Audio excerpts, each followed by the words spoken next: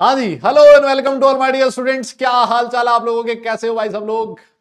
एक बार फिर से मैं आप सब लोगों का वेलकम करता हूं अर्जुना जेई बैच में। हम लोग चैप्टर पढ़ रहे हैं, उसका नाम है पीरियोडिक क्लासिफिकेशन ऑफ एलिमेंट्स, और आज उसका लेक्चर नंबर 4 करने वाले हैं। तो बताइए जनाब, क्या हाल चाल है आपके, कैसे हो सब लोग। Good evening. अगर ऑडियो और वीडियो क्लियर है तो एक बार फटाफट से थम्स अप कर देना कि सब कुछ बढ़िया है सर। यस, गुड इवनिंग, नमस्कार, प्रणाम सब लोगों को। और उम्मीद करता हूं कि आप भी बहुत ही बढ़िया होंगे भाई, एकदम जबरदस्त होंगे। और जो लास्ट क्लास में मैंने पढ़ाया उसको रिवाइज करके आए होंगे। जो चीज नहीं समझ में आई उसको वापस जाके पढ़ा होगा और उसको समझने की आपने जी तोड़ कोशिश करी होगी, जी भर के मैनेज करी होगी, कोशिश करी होगी। यस यस यस, नमस्कार, good evening good evening good evening सब लोगों को। बताओ जी, सब बढ़िया हो गया, एकदम मस्त। हाँ जी बिंदास बिंदास, क्या बात है क्या बात है, वेरी गुड, बहुत बढ़िया भाई, बहुत बढ़िया। हाँ।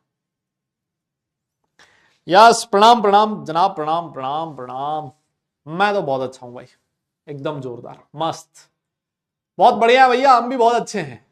अच्छा बताओ, जो लास्ट क्लास में इतना स्ट्रगल हो रहा था कि सर ये कैसे 3D 4S क्या हो गया, कुछ समझ नहीं आया, कुछ जाके पढ़े हो घर पे है भाई। अरे इलेक्ट्रॉनिक कॉन्फ़िगरेशन को सीखने की कोशिश करी। अरे दादा बोलो ना, आना तो बोल दो।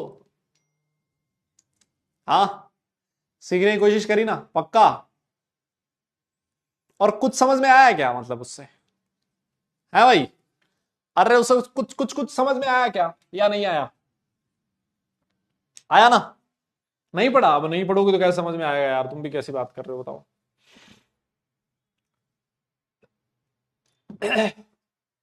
Yes yes. हाँ। तो देखो यार, मैं ऐसे ही ना आप लोगों के डाउट्स देख रहा था, है ना। मैं कमेंट्स वगैरह भी देखता रहता हूँ, जो आप लोग जैसे क्लास खत्म होती है और क्लास खत्म होने के बाद जो आप लोग बढ़िया बढ़िया कमेंट डालते रहते हो नीचे, है ना क्लास में, तो वो भी मैं चेक करता रहता हूँ। इससे मुझे एक आइडिया लग जाता है कि क्लास में क्या माहौल है। फिर उसके बाद मैं आपके डाउट्स भी चेक करता रहता हूँ। और कल मैंने काफी सारे जो बच्चे थे जिन्होंने डाउट पूछे थे, उनको पर्सनली जवाब देने की कोशिश करी, है ना। अब एक चीज तो ये होती है कि यार, आप लोगों से एक विनती है कि जो कमेंट सेक्शन जो होता है ना, उसको सिर्फ कमेंट के लिए बना के रखें, उसको चैटिंग का साधन ना बनाएं, है ना। वहां पर देखते हो भाई, जनता लगी पड़ी है, अच्छा कैसे हो, क्या कर रहे हो, खाना खा लिया, मेरा तो मन नहीं लग रहा, है ना। ये चीज समझ ही नहीं आ रही भाई। उसको आपको मतलब चैटिंग नहीं करनी है वहां पर, है ना, बातें बातें नहीं मारनी है वहां पर, सिर्फ कमेंट सेक्शन है। क्लास से रिलेटेड कोई चीज है तो वो लिखो, कोई डाउट है वो लिखो, है ना। ये सारी चीजें मत करो भाई। इससे फायदा, इससे नुकसान क्या होता है, इससे नुकसान ये होता है, जैसे अगर मान लो सिर्फ काम की चीज लिखोगे ना आप, तो एक बार के लिए टीचर पढ़ेगा तो उसको समझ में आएगा कि बच्चों को डाउट्स किस तरह के, है ना। तो और अगर मान लो ऐसी सारी आप लोगों की चैटिंग भर रखी होगी ना, तो फिर टीचर पढ़ेगा ही नहीं उसको, है ना। वो अल्टीमेटली नुकसान तुम्हें है ना। दूसरी चीज देखो, एक और चीज जो मैं डाउट्स में देख रहा था कल, भाई डाउट्स में मैं देख रहा था तो उसमें मैक्सिमम जो क्वेश्चंस थे वो रिलेटेड थे डाउट के, related to the electronic configuration, है ना। हाँ, वो रिलेटेड किससे थे, इलेक्ट्रॉनिक कॉन्फ़िगरेशन से रिलेटेड थे। तो मुझे लगा कि एक्चुअली लोगों को इलेक्ट्रॉनिक कॉन्फ़िगरेशन में बहुत ज्यादा प्रॉब्लम है, और साथ साथ ये भी नहीं पता कि भाई फर्स्ट जो शेल होता है उसमें एफ सब शेल नहीं होता। कुछ बच्चों ने तो ऐसे डाउट पूछ रखे थे कि सर एक बात बताओ, आपने 1f की एनर्जी को तो लिखा ही नहीं कहीं ऑर्डर में, आपने 2f जो है ऑर्बिटल उसको तो एनर्जी में कहीं लिखा ही नहीं, आपने 2d क्यों नहीं मेंशन किया कहीं पर भी, ये तो कहीं आया ही नहीं। तब मुझे समझ में आया कि एक्चुअली अगर कोई बच्चा ये बोल रहा है कि 1f जो है वो एनर्जी का इंक्रीजिंग ऑर्डर में क्यों नहीं है, और ऐसे कितने ही बच्चे हैं जिन्होंने इस चीज से रिलेटेड डाउट पूछे, तो भाई मुझे लगा कि थोड़ा सा मैं 5-7-10 मिनट निकालूं आप लोगों के लिए। यस, और निकाल के थोड़ा सा आपको मैं बताऊं कि क्या थोड़ा सा कहानी होती है इलेक्ट्रॉनिक कॉन्फ़िगरेशन की। मोटा मोटा पूरा 100% तो मैं नहीं पढ़ा पाऊंगा, ऑब्वियस सी बात है, क्योंकि नहीं तो मेरा वो 2 लेक्चर ले जाएगा अगर क्वांटम नंबर और इलेक्ट्रॉनिक कॉन्फ़िगरेशन पढ़ाऊंगा तो, है ना। तो वो सारी चीजें मैं आपको बहुत ज्यादा डिटेल में नहीं पढ़ाऊंगा, लेकिन जो मेरे काम की आने वाली है ना, जो मेरे काम की है वो चीज मैं छोटी छोटी आपको बता देता हूं 5 से 10 मिनट में। यस, और उससे होगा क्या, उससे ये होगा कि आपको मेरे पार्ट में दिक्कत नहीं आएगी, है ना। नहीं तो यार फिर तुम ऐसे ही परेशान करोगे, हर क्लास में ऐसे ही होगा, इलेक्ट्रॉनिक कॉन्फ़िगरेशन लिखने को बोलूंगा, फिर तुम फैल जाओगे, हमें नहीं आया, हमें वो नहीं आया। तो एक बार के लिए मैं बता देता हूं, जिससे कि जिसको आता है उसका रिवीजन हो जाएगा, और जिसको नहीं आता उसको मतलब थोड़ा सा समझ में आ जाएगा, और वो कहानी उसकी ठीक हो जाएगी, है ना। 5-10 मिनट का टॉपिक है, एक बार के लिए देख लेते हैं, है ना, मेरे हिसाब से। ठीक है भाई, देखो क्लास में हर तरह के बच्चे हैं ना यार, तो सबको एक बार साथ लेके चलने की कोशिश करते हैं। मेरी कोशिश भी यही होती है। कई बार नहीं चल पाते, है ना, क्योंकि कई बार बच्चे बहुत ज्यादा जानबूझ के पीछे छूट जाना चाहते हैं, है ना। मैं मतलब बोल ही रहा था कि भाई इतना पीछे मत छूटो, साथ साथ चलने की कोशिश करो, लेकिन जब आप नहीं समझने की कोशिश करते हो, आप पीछे चलते ही जाते हो, तो फिर उनको पकड़ पाना बहुत मुश्किल होता है। अभी क्योंकि हमारे 3 ही लेक्चर हुए हैं, तो मैं चाह रहा हूं कि सारे लोग एक बार साथ साथ चलें, तो बढ़िया रहेगा हमारे लिए। यस, तो आ जाओ जरा एक बार फटाफट से हम लोग इन सारी चीजों को देखेंगे। आज हम लोग क्या करने वाले, मॉडर्न पीरियोडिक टेबल हम लोग पढ़ रहे थे, उसमें हम लोग आज एलिमेंट्स को क्लासिफाई करेंगे एसपीडीएफ ब्लॉक्स में, और फिर उसके बाद मैं आपको कुछ मेथड्स बताऊंगा, कुछ तरीके बताऊंगा, जिससे आप लोग ग्रुप, ब्लॉक और पीरियड किसी भी एलिमेंट का प्रिडिक्ट कर सकते हो भागते भागते, ऐसे चंद सेकेंड्स में, है ना। फटाफट से देखो आप, सबसे पहली चीज मैं आपको प्रकाश डालना चाहता हूं क्वांटम नंबर्स पे, है ना। किस पे प्रकाश डालना चाहता हूं, क्वांटम नंबर्स पे। फटाफट के लिए देख लेते हैं एक बार क्वांटम नंबर्स पे, ठीक है ना। सर क्वांटम नंबर कितनी होती है ना, चुपचाप सुन लेना। यस सर, क्वांटम नंबर होती है 4। एक होता है प्रिंसिपल क्वांटम नंबर, दूसरा होता है एजिमुथल क्वांटम नंबर, तीसरा होता है मैग्नेटिक क्वांटम नंबर, जिसको एम या फिर एम एल से लिखा होता है, और सर चौथा होता है स्पिन क्वांटम नंबर, या फिर एस या फिर एम एस से लिखा होता है। यस सर, ये जो प्रिंसिपल क्वांटम नंबर होता है, ये किसके बारे में बताता है, शेल के बारे में बताता है, इलेक्ट्रॉन जो होता है कौन से शेल में प्रेजेंट है। सर ये जो एजिमुथल क्वांटम नंबर होता है, ये सब शेल के बारे में बताता है, ठीक है। ये जो मैग्नेटिक क्वांटम नंबर होता है, ये इलेक्ट्रॉन के ऑर्बिटल के बारे में बताता है कि इलेक्ट्रॉन कौन से ऑर्बिटल में प्रेजेंट है।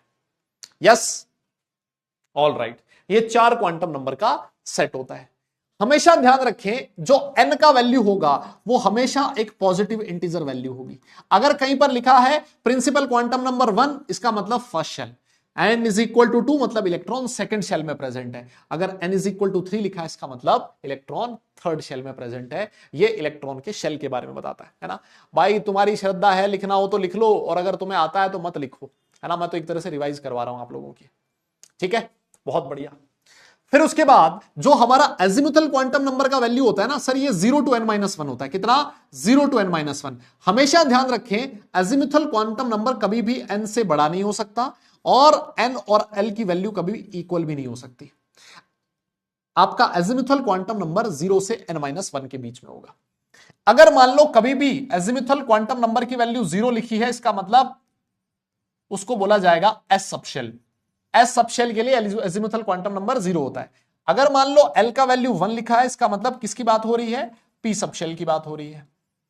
अगर मान लो एल का वैल्यू 2 लिखा है, इसका मतलब किसकी बात हो रही है, डी सबशेल की बात हो रही है। और अगर मान लो एल का वैल्यू 3 लिखा है, इसका मतलब कौन से सबशेल की बात हो रही है, एफ सबशेल की बात हो रही है। यस, ये चीज ध्यान रखें। मेरी बात समझ में आई, ठीक है सर। सर जो एस सबशेल होता है, हमेशा ध्यान रखें,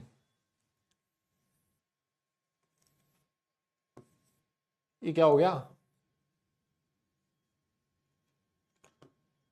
कहा हुआ है भैया, हाँ ठीक हो गया। हाँ, हमेशा ध्यान रखें, जो फर्स्ट शेल होता है n इज इक्वल टू 1, जो फर्स्ट शेल होता है उसमें सिर्फ और सिर्फ एक ही सबशेल होता है। कितना सबशेल होता है, एक ही सबशेल। कौन सा सबशेल, एस सबशेल, है ना। फर्स्ट शेल में सिर्फ एक सबशेल होगा, ठीक है सर। जो सेकंड शेल होता है n is equal to 2, second shell में 2 सबशेल्स होते हैं। कितने सबशेल्स, 2 सबशेल्स। जिसने क्वांटम नंबर पूरा अच्छे से पढ़ा है वो रिलेट कर पाएगा क्यों होता है ना। हाँ, सेकंड शेल में दो सब शेल होते हैं, कौन कौन सा, एक होता है सर एस और एक होता है पी, है ना। तो यहां पर होगा 2s एंड 2p। अगर मैं थर्ड शेल की बात करूं, n इज इक्वल टू 3, मतलब थर्ड शेल, और सर थर्ड शेल में तीन सब शेल्स होते हैं, कितने होते हैं, तीन सब शेल्स होते हैं, कौन कौन से, एक होगा सर 3s, एक होगा 3p और एक होगा 3d। इसका मतलब यह है कि सर फर्स्ट शेल में p सब शेल नहीं हो सकता, इसी वजह से 1p नहीं लिखा जाता। एक डाउट था बच्चे का कि सर 1p कहां गया, बेटा फर्स्ट शेल में p सब शेल होता ही नहीं, जब होगा ही नहीं तो 1p की बात हम लोग नहीं करेंगे। अच्छा, सेकंड शेल में सिर्फ s और p सब शेल होता है, सेकंड शेल में d सब शेल नहीं होता, इसी वजह से हम लोग कभी भी 2d की बात नहीं करते। d सब शेल हमेशा थर्ड शेल से स्टार्ट होता है, जो p सब शेल है वो हमेशा सेकंड शेल से स्टार्ट होता है। n इज इक्वल टू 4 की अगर मैं बात करूं, fourth shell, yes fourth shell की अगर आप लोग बात करोगे तो सर उसमें 4 सब शेल्स होते हैं, कितने सब शेल्स, 4 सब शेल्स, कौन कौन से, 4s, 4p, 4d and 4f, है ना। जो थर्ड शेल होता है उसमें कभी भी f सब शेल नहीं होता, f सब शेल हमेशा फोर्थ शेल से स्टार्ट होता है, इस चीज को आप लोग ध्यान में रखें। समझ में आ गई मेरी बात, yes yes yes. Third shell में तीन सब शेल होते हैं, 3s, 3p और 3d।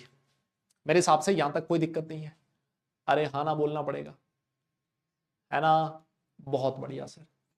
अब आगे चलो सर, जो s सब शेल होता है ना, s sub shell, sir s sub shell में एक ही ऑर्बिटल होता है, कितने ऑर्बिटल होते हैं, s सब शेल में एक ही ऑर्बिटल, ठीक है।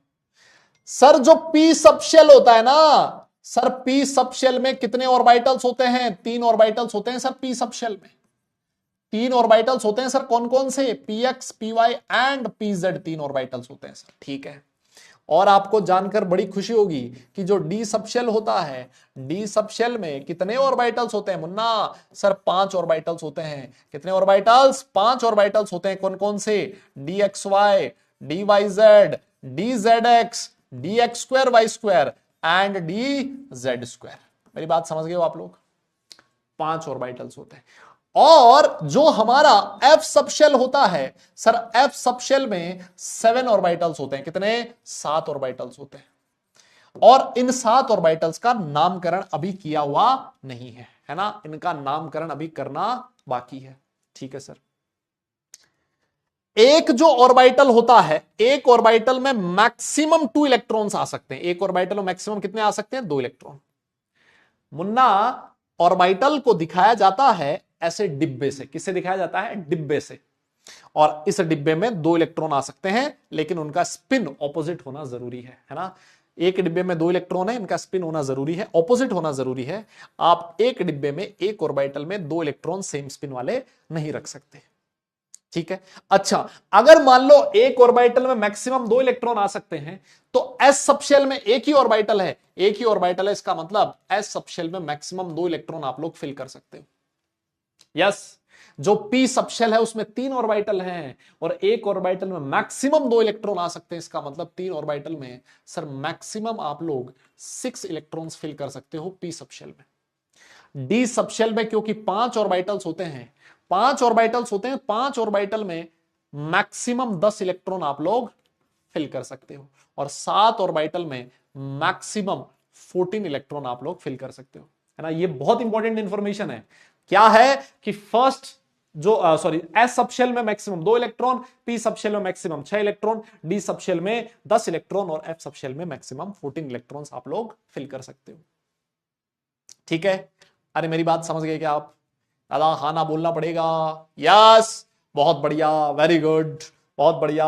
आगे और चलो, बात करते हैं एनर्जी ऑफ ऑर्बिटल्स की, है ना, एनर्जी ऑफ ऑर्बिटल्स की। ऑर्बिटल्स की एनर्जी की बात कर लेते हैं महाराज, ठीक है।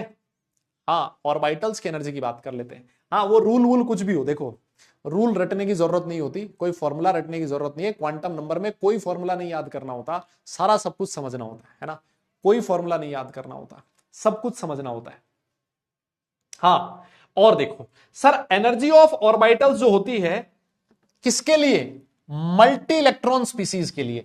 ऐसी स्पीसीज जिसमें एक से ज्यादा इलेक्ट्रॉन प्रेजेंट हो, मल्टी इलेक्ट्रॉन स्पीसीज के लिए जो एनर्जी ऑफ ऑर्बिटल्स होती है वो किससे चेक की जाती है? N+L रूल से देखी जाती है। किससे? N+L रूल से। N+L रूल क्या कहता है कि अगर मान लो दो ऑर्बिटल हैं, जिस ऑर्बिटल के लिए N+L की वैल्यू ज्यादा होगी, N+L की वैल्यू ज्यादा होगी जिस ऑर्बिटल की, उस ऑर्बिटल की एनर्जी भी ज्यादा होगी। यस, तो अगर मैं आपसे पूछूं, एक दे रखा है 1s, एक दे रखा है 2s, एक दे रखा है 2p, एक दे रखा है 3s और एक दे रखा है 3p, बताइए किसकी एनर्जी ज्यादा है? तो देखो 1s लिखा है, इसका मतलब ये जो 1 होता है ना, ये होता है प्रिंसिपल क्वांटम नंबर, तो n इज इक्वल टू 1 हो गया। और अभी मैंने आपको बोला s सबशेल के लिए l कितना होगा? 0, तो 1s के लिए n+l कितना हो गया? 1 हो गया सर, ठीक है।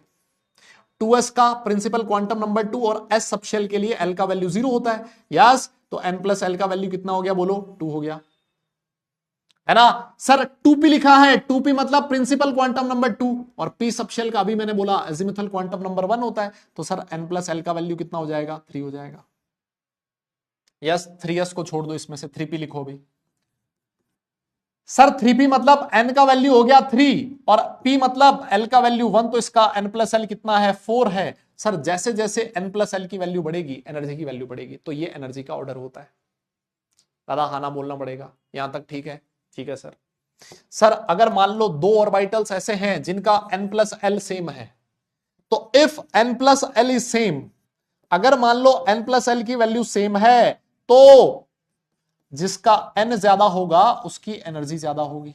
सर एग्जांपल दो इसका, जैसे मान लो मैंने लिखा है 2p और 3s, इसका n is equal to 2, l is equal to 1, तो n+l इज इक्वल टू 3 हो गया। और 3s में देखो n का वैल्यू 3 और s के लिए l का वैल्यू 0, तो इसका भी n+l कितना हो गया? 3 हो गया। अगर मान लो दो ऑर्बिटल का n+l सेम है, तो n चेक करना है, जिसका n बड़ा होगा उसकी एनर्जी ज्यादा होगी, जिसका n ज्यादा होगा उसकी एनर्जी ज्यादा होगी। कोई बोलेगा क्या? यस, मेरे हिसाब से कोई दिक्कत नहीं है। ऐसे ही मान लो अगर मैं तुमसे पूछूं 3D और 4s में बताओ, सर 3D का मतलब हो गया n इज इक्वल टू 3 और d सबशेल के लिए l इज इक्वल टू 2 होता है। 3D और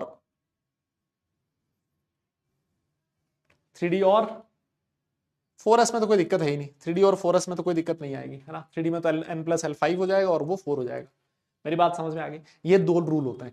अगर आप इस रूल को फॉलो करो, n+l रूल को फॉलो करो, तो आपको एनर्जी का जो इंक्रीजिंग ऑर्डर मिलता है ऑर्बिटल्स की, यस, ऑर्बिटल्स की एनर्जी का जो इंक्रीजिंग ऑर्डर मिलेगा 1s की सबसे कम, फिर उसके बाद 2s आता है, फिर उसके बाद 2p आता है, फिर उसके बाद 3s आता है, फिर उसके बाद 3p आता है, फिर उसके बाद 4s आता है, फिर उसके बाद 3d आता है, फिर उसके बाद 4p आता है, और ऐसे चलता रहता है ना, ऐसे चलता रहेगा। ये एटॉमिक ऑर्बिटल्स की एनर्जी का इंक्रीजिंग ऑर्डर हो जाता है। मेरी बात समझ गए, है ना। ये इसी तरह से चलता रहेगा। अब ये किसके लिए एप्लीकेबल है? मल्टी इलेक्ट्रॉन स्पीसीज के लिए। सिंगल इलेक्ट्रॉन के लिए मतलब कोई जरूरत नहीं है मुझे इस समय कुछ बताने की, है ना, क्योंकि मेरा मल्टी सिंगल इलेक्ट्रॉन स्पीसीज से मेरा कोई काम नहीं पड़ेगा। अब जब मैं इलेक्ट्रॉनिक कॉन्फ़िगरेशन लिखूंगा, तो मैं इसी इंक्रीजिंग के इसी एनर्जी के इंक्रीजिंग ऑर्डर में इलेक्ट्रॉन फिल करूंगा। एस में 2 आ सकते हैं मैक्सिमम, पी में 6, डी में 10 और एफ में 14 आ सकते हैं। फिर मैंने आपको एक और तरीका बताया था, एसएसपी, एसपीएस, डीपीएस, डीपीएस। अगर आपको कोई बड़ा इलेक्ट्रॉनिक कॉन्फ़िगरेशन लिखना है तो आप लोग इसका सहारा ले सकते हो, है ना, इसका सहारा ले सकते हो, एफडीपीएस, एफडीपीएस। इसकी हेल्प से आप लोग इलेक्ट्रॉनिक कॉन्फ़िगरेशन बड़े आराम से, कितना भी बड़ा इलेक्ट्रॉनिक कॉन्फ़िगरेशन हो, आप लोग इसकी हेल्प से उसको फाइंड कर सकते हो। ठीक है, और यहां से स्टार्ट होता है आपका इलेक्ट्रॉनिक कॉन्फ़िगरेशन। क्या स्टार्ट होता है यहां से? Electronic configuration. अगर आपने इतनी चीजें देख ली ना, तो अब आपको इलेक्ट्रॉनिक कॉन्फ़िगरेशन लिखने में कभी कोई दिक्कत आ ही नहीं सकती, है ना, कभी दिक्कत नहीं आएगी। Electronic configuration, sir electronic configuration का मतलब क्या होता है? सबसे पहले इलेक्ट्रॉनिक कॉन्फ़िगरेशन का मतलब है कि आपने क्या किया, इलेक्ट्रॉन्स को फिल किया है, इलेक्ट्रॉन्स को फिल किया है किसमें? शेल में, सब शेल में और डिफरेंट ऑर्बिटल्स में। तो ये जो इलेक्ट्रॉन्स का डिस्ट्रीब्यूशन है, इसी इलेक्ट्रॉन के डिस्ट्रीब्यूशन को बोला जाता है इलेक्ट्रॉनिक कॉन्फ़िगरेशन। यस, जैसे मान लो सबसे पहले मैं लिखूं हाइड्रोजन, हाइड्रोजन का एटॉमिक नंबर 1 होता है, इसका मतलब एक ही इलेक्ट्रॉन इसके पास प्रेजेंट है, एक इलेक्ट्रॉन है तो इसका इलेक्ट्रॉनिक कॉन्फ़िगरेशन आप 1s1 लिख दोगे, है ना। सबसे पहले कम एनर्जी वाले ऑर्बिटल में इलेक्ट्रॉन आपको फिल करना है। फिर उसके बाद आता है हीलियम। हीलियम एक नोबल गैस है, इसको आप लोग एटॉमिक नंबर 2 लिख सकते हो, इसका इलेक्ट्रॉनिक कॉन्फ़िगरेशन 1s2 हो जाएगा। बोलो, ये 1s1 है, इसको आप लोग ऐसे भी लिख सकते हो 1s में एक इलेक्ट्रॉन, और इसको आप ऐसे भी लिख सकते हो 1s में 2 इलेक्ट्रॉन। ये कॉन्फ़िगरेशन भी सही है, ये कॉन्फ़िगरेशन भी सही है, दोनों में से कुछ भी लिखो, कोई दिक्कत नहीं है ना। हीलियम के बाद आता है लिथियम। लिथियम का एटॉमिक नंबर 3 होता है, 3 एटॉमिक नंबर है, मतलब इसके पास 3 इलेक्ट्रॉन है, 3 इलेक्ट्रॉन फिल करने, तो देखो 1s में तो 2 आ जाएंगे, 1s के बाद किसमें आएगा इलेक्ट्रॉन 2s में, तो ये हो गया 1s2 2s1। ये जो 1s2 होता है ये किसका कॉन्फ़िगरेशन होता है, हीलियम का, तो आप इस कॉन्फ़िगरेशन को ऐसे भी लिख सकते हो हीलियम 2s1, है ना। इससे आने वाली पहली नोबल गैस, पहले वाली नोबल गैस की टर्म्स में आप ऐसे लिख सकते हो, और लिथियम से पहले नोबल गैस कौन सी आती है, हीलियम आती है ना, तो हीलियम की टर्म में आप इस इलेक्ट्रॉनिक कॉन्फ़िगरेशन को ऐसे भी लिख सकते हो हीलियम 2s1। इसको कंडेंस्ड इलेक्ट्रॉनिक कॉन्फ़िगरेशन बोला जाता है, छोटा इलेक्ट्रॉनिक कॉन्फ़िगरेशन बोला जाता है ना। आपने छोटा कर दिया, अदा हाना बोलना पड़ेगा यार, क्लियर है क्या, यस पक्का, ठीक है सर। जैसे मान लो अगर मैं कहूं कार्बन, कार्बन का एटॉमिक नंबर बेटा 6 होता है, तो 6 का मतलब हो गया 1s2, फिर उसके बाद 2s में 2 इलेक्ट्रॉन, फिर उसके बाद 2 इलेक्ट्रॉन फिल करने किसमें 2p में। ये जो 1s2 कॉन्फ़िगरेशन है इसको मैं लिख सकता हूं हीलियम, तो ये बन जाएगा हीलियम 2s2 2p2, यस ऐसे लिख सकते हो। इससे पहले वाली नोबल गैस की टर्म्स में आप लोग इसको इलेक्ट्रॉनिक कॉन्फ़िगरेशन को लिख सकते हो। यस मेरी बात समझ में आ रही है क्या, आना बोलना पड़ेगा सबको, पक्का, ठीक है सर, यहां तक भी समझ में आ गया। फिर उसके बाद देखो अगली जो नोबल गैस आती है, अगली जो नोबल गैस आती है वो आती है नियोन। नियोन का जो एटॉमिक नंबर होता है वो होता है 10, और इसका अगर आप इलेक्ट्रॉनिक कॉन्फ़िगरेशन लिखोगे, देखो 1s में 2, 1s के बाद इलेक्ट्रॉन किसमें जाना चाहिए 2s में, 2s भी फिल हो गया तो किसमें जाना चाहिए 2p में, 2p6। यस, नियोन के बाद आता है सोडियम। सोडियम का एटॉमिक नंबर होता है 11। 11 मतलब देखो 10 इलेक्ट्रॉन तो आपने फिल कर दिए, 1s2 2s2 2p6, और अगला इलेक्ट्रॉन किसमें जाएगा 3s1 में। अब सुनो, सोडियम से पहले वाली नोबल गैस कौन सी है, नियोन है। नियोन मतलब ये वाला कॉन्फ़िगरेशन, तो अगर आप नियोन की टर्म में इस कॉन्फ़िगरेशन को लिखना चाहो तो ये हो जाएगा नियोन 3s1। ये इतना बड़ा कॉन्फ़िगरेशन ना लिख के आपने इतने में निपटा दिया, this is neon 3s1। Yes, अच्छा सर अगला कॉन्फ़िगरेशन आता है, मान लो फॉस्फोरस। फॉस्फोरस होता है sir Z is equal to 15। 15 आप ऐसे लिख सकते हो 1s में 2, फिर 2s में 2, 2p में 6, 10 इलेक्ट्रॉन आ गए, फिर आएगा 3s में 2 12, 3s के बाद एनर्जी आती है 3p की, उसमें 3 15। आप इसको छोटा लिखना चाहते हो तो इससे पहले वाली नोबल गैस कौन सी होती है, ये वाली नियोन। नियोन लिखते ही आपने क्या लिख दिया 10 लिख दिया, यूं मानो आप ऐसे माना करो, नियोन लिखते ही 10 लिख दिया, फिर उसके बाद आ जाएगा 3s2 3p3। मेरी बात शायद आपको समझ में आ रही है, यस बोलना पड़ेगा, अरे बोलो बोलो सर। इसके बाद जो नोबल गैस आती है वो आती है आर्गन। आर्गन होता है सर 18। सर इसका कॉन्फ़िगरेशन होता है 1s2 2s2 2p6 3s2 3p6। अगर मान लो मैं तुमसे कहूं आर्गन के बाद आता है potassium, Z is equal to 19 का कॉन्फ़िगरेशन लिखो, तो आप पता है क्या लिखोगे, सर देखो 18 तो हो गया, 2p6, 2p6 के बाद 3s2 3p6, 3p6 के बाद एनर्जी आएगी किसकी 4s की, 4s1।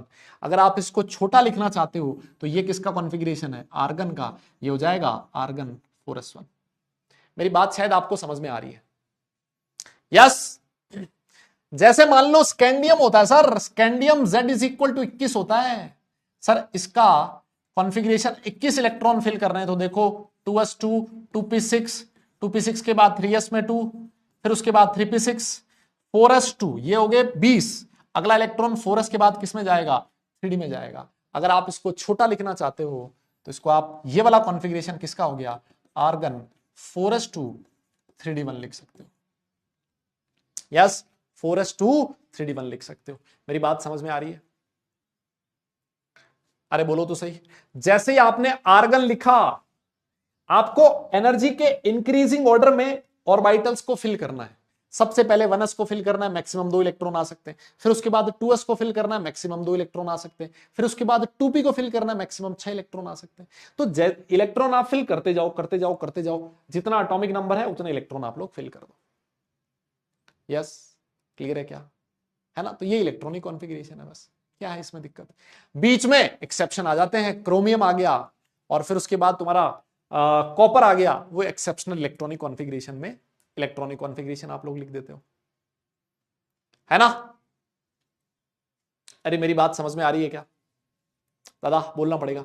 अब देखो, कल मैंने एक चीज लिखवाई थी, है ना, वो कंफ्यूजन भी यहीं से सॉल्व हो जाएगा। मैंने आपसे कहा था फर्स्ट शेल जो होता है ना, फर्स्ट शेल में आप लोग 2 इलेक्ट्रॉन फिल कर सकते हो। मैंने 2 इलेक्ट्रॉन के साथ ऐसे लिख दिया था, 2 इलेक्ट्रॉन मतलब 2 एलिमेंट डाल सकते हो। तो बहुत सारे बच्चों ने डाउट पूछा था कि आपने इलेक्ट्रॉन और एलिमेंट को बराबर कैसे लिख दिया। मैंने ये लिखा था कि जो सेकंड शेल होता है, सेकंड शेल में मैक्सिमम 8 इलेक्ट्रॉन आ सकते हैं, इसका मतलब सेकंड शेल में मैक्सिमम 8 एलिमेंट्स आ सकते हैं। मैंने ऐसे लिख दिया था। बहुत सारे बच्चों ने पूछा था कि सर कैसे लिख दिया आपने, 8 एलिमेंट कैसे लिख दिया, इलेक्ट्रॉन और एलिमेंट को बराबर कैसे लिख दिया? देखो आप ऐसे समझो, Z इज इक्वल टू 1 का मतलब समझते हो? इसका मतलब इसके पास कितना इलेक्ट्रॉन है? 1 इलेक्ट्रॉन। हीलियम Z2, इसका मतलब इसके पास कितने इलेक्ट्रॉन है? 2 इलेक्ट्रॉन। तो मेरे भाई देख, जब इलेक्ट्रॉन चेंज हुआ तो एलिमेंट भी चेंज हो गया। 2 इलेक्ट्रॉन मतलब 2 एलिमेंट। यहां देख, इसके पास Z इज इक्वल टू 3 है, मतलब इलेक्ट्रॉन कितने हैं? 3 है। इलेक्ट्रॉन चेंज हुआ, फर्दर एलिमेंट चेंज हो गया।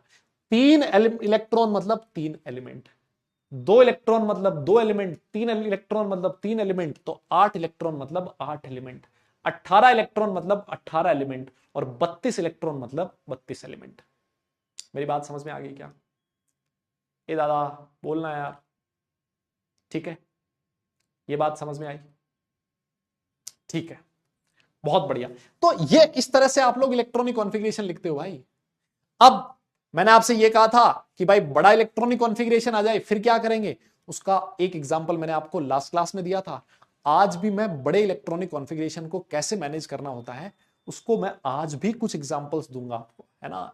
तो थोड़ा थोड़ा चीजें समझ में आएगी अगर आप लोग समझने की नियत से बैठोगे तो, है ना? ये कंडेंस्ड इलेक्ट्रॉनिक कॉन्फ़िगरेशन लिखना मतलब ये प्रैक्टिस के साथ आएगा, है ना? ये एकदम से नहीं आएगा। अब भाई मैं तो बहुत सालों से लिख रहा हूं, तो मैं तो खट से लिख देता हूं, है ना?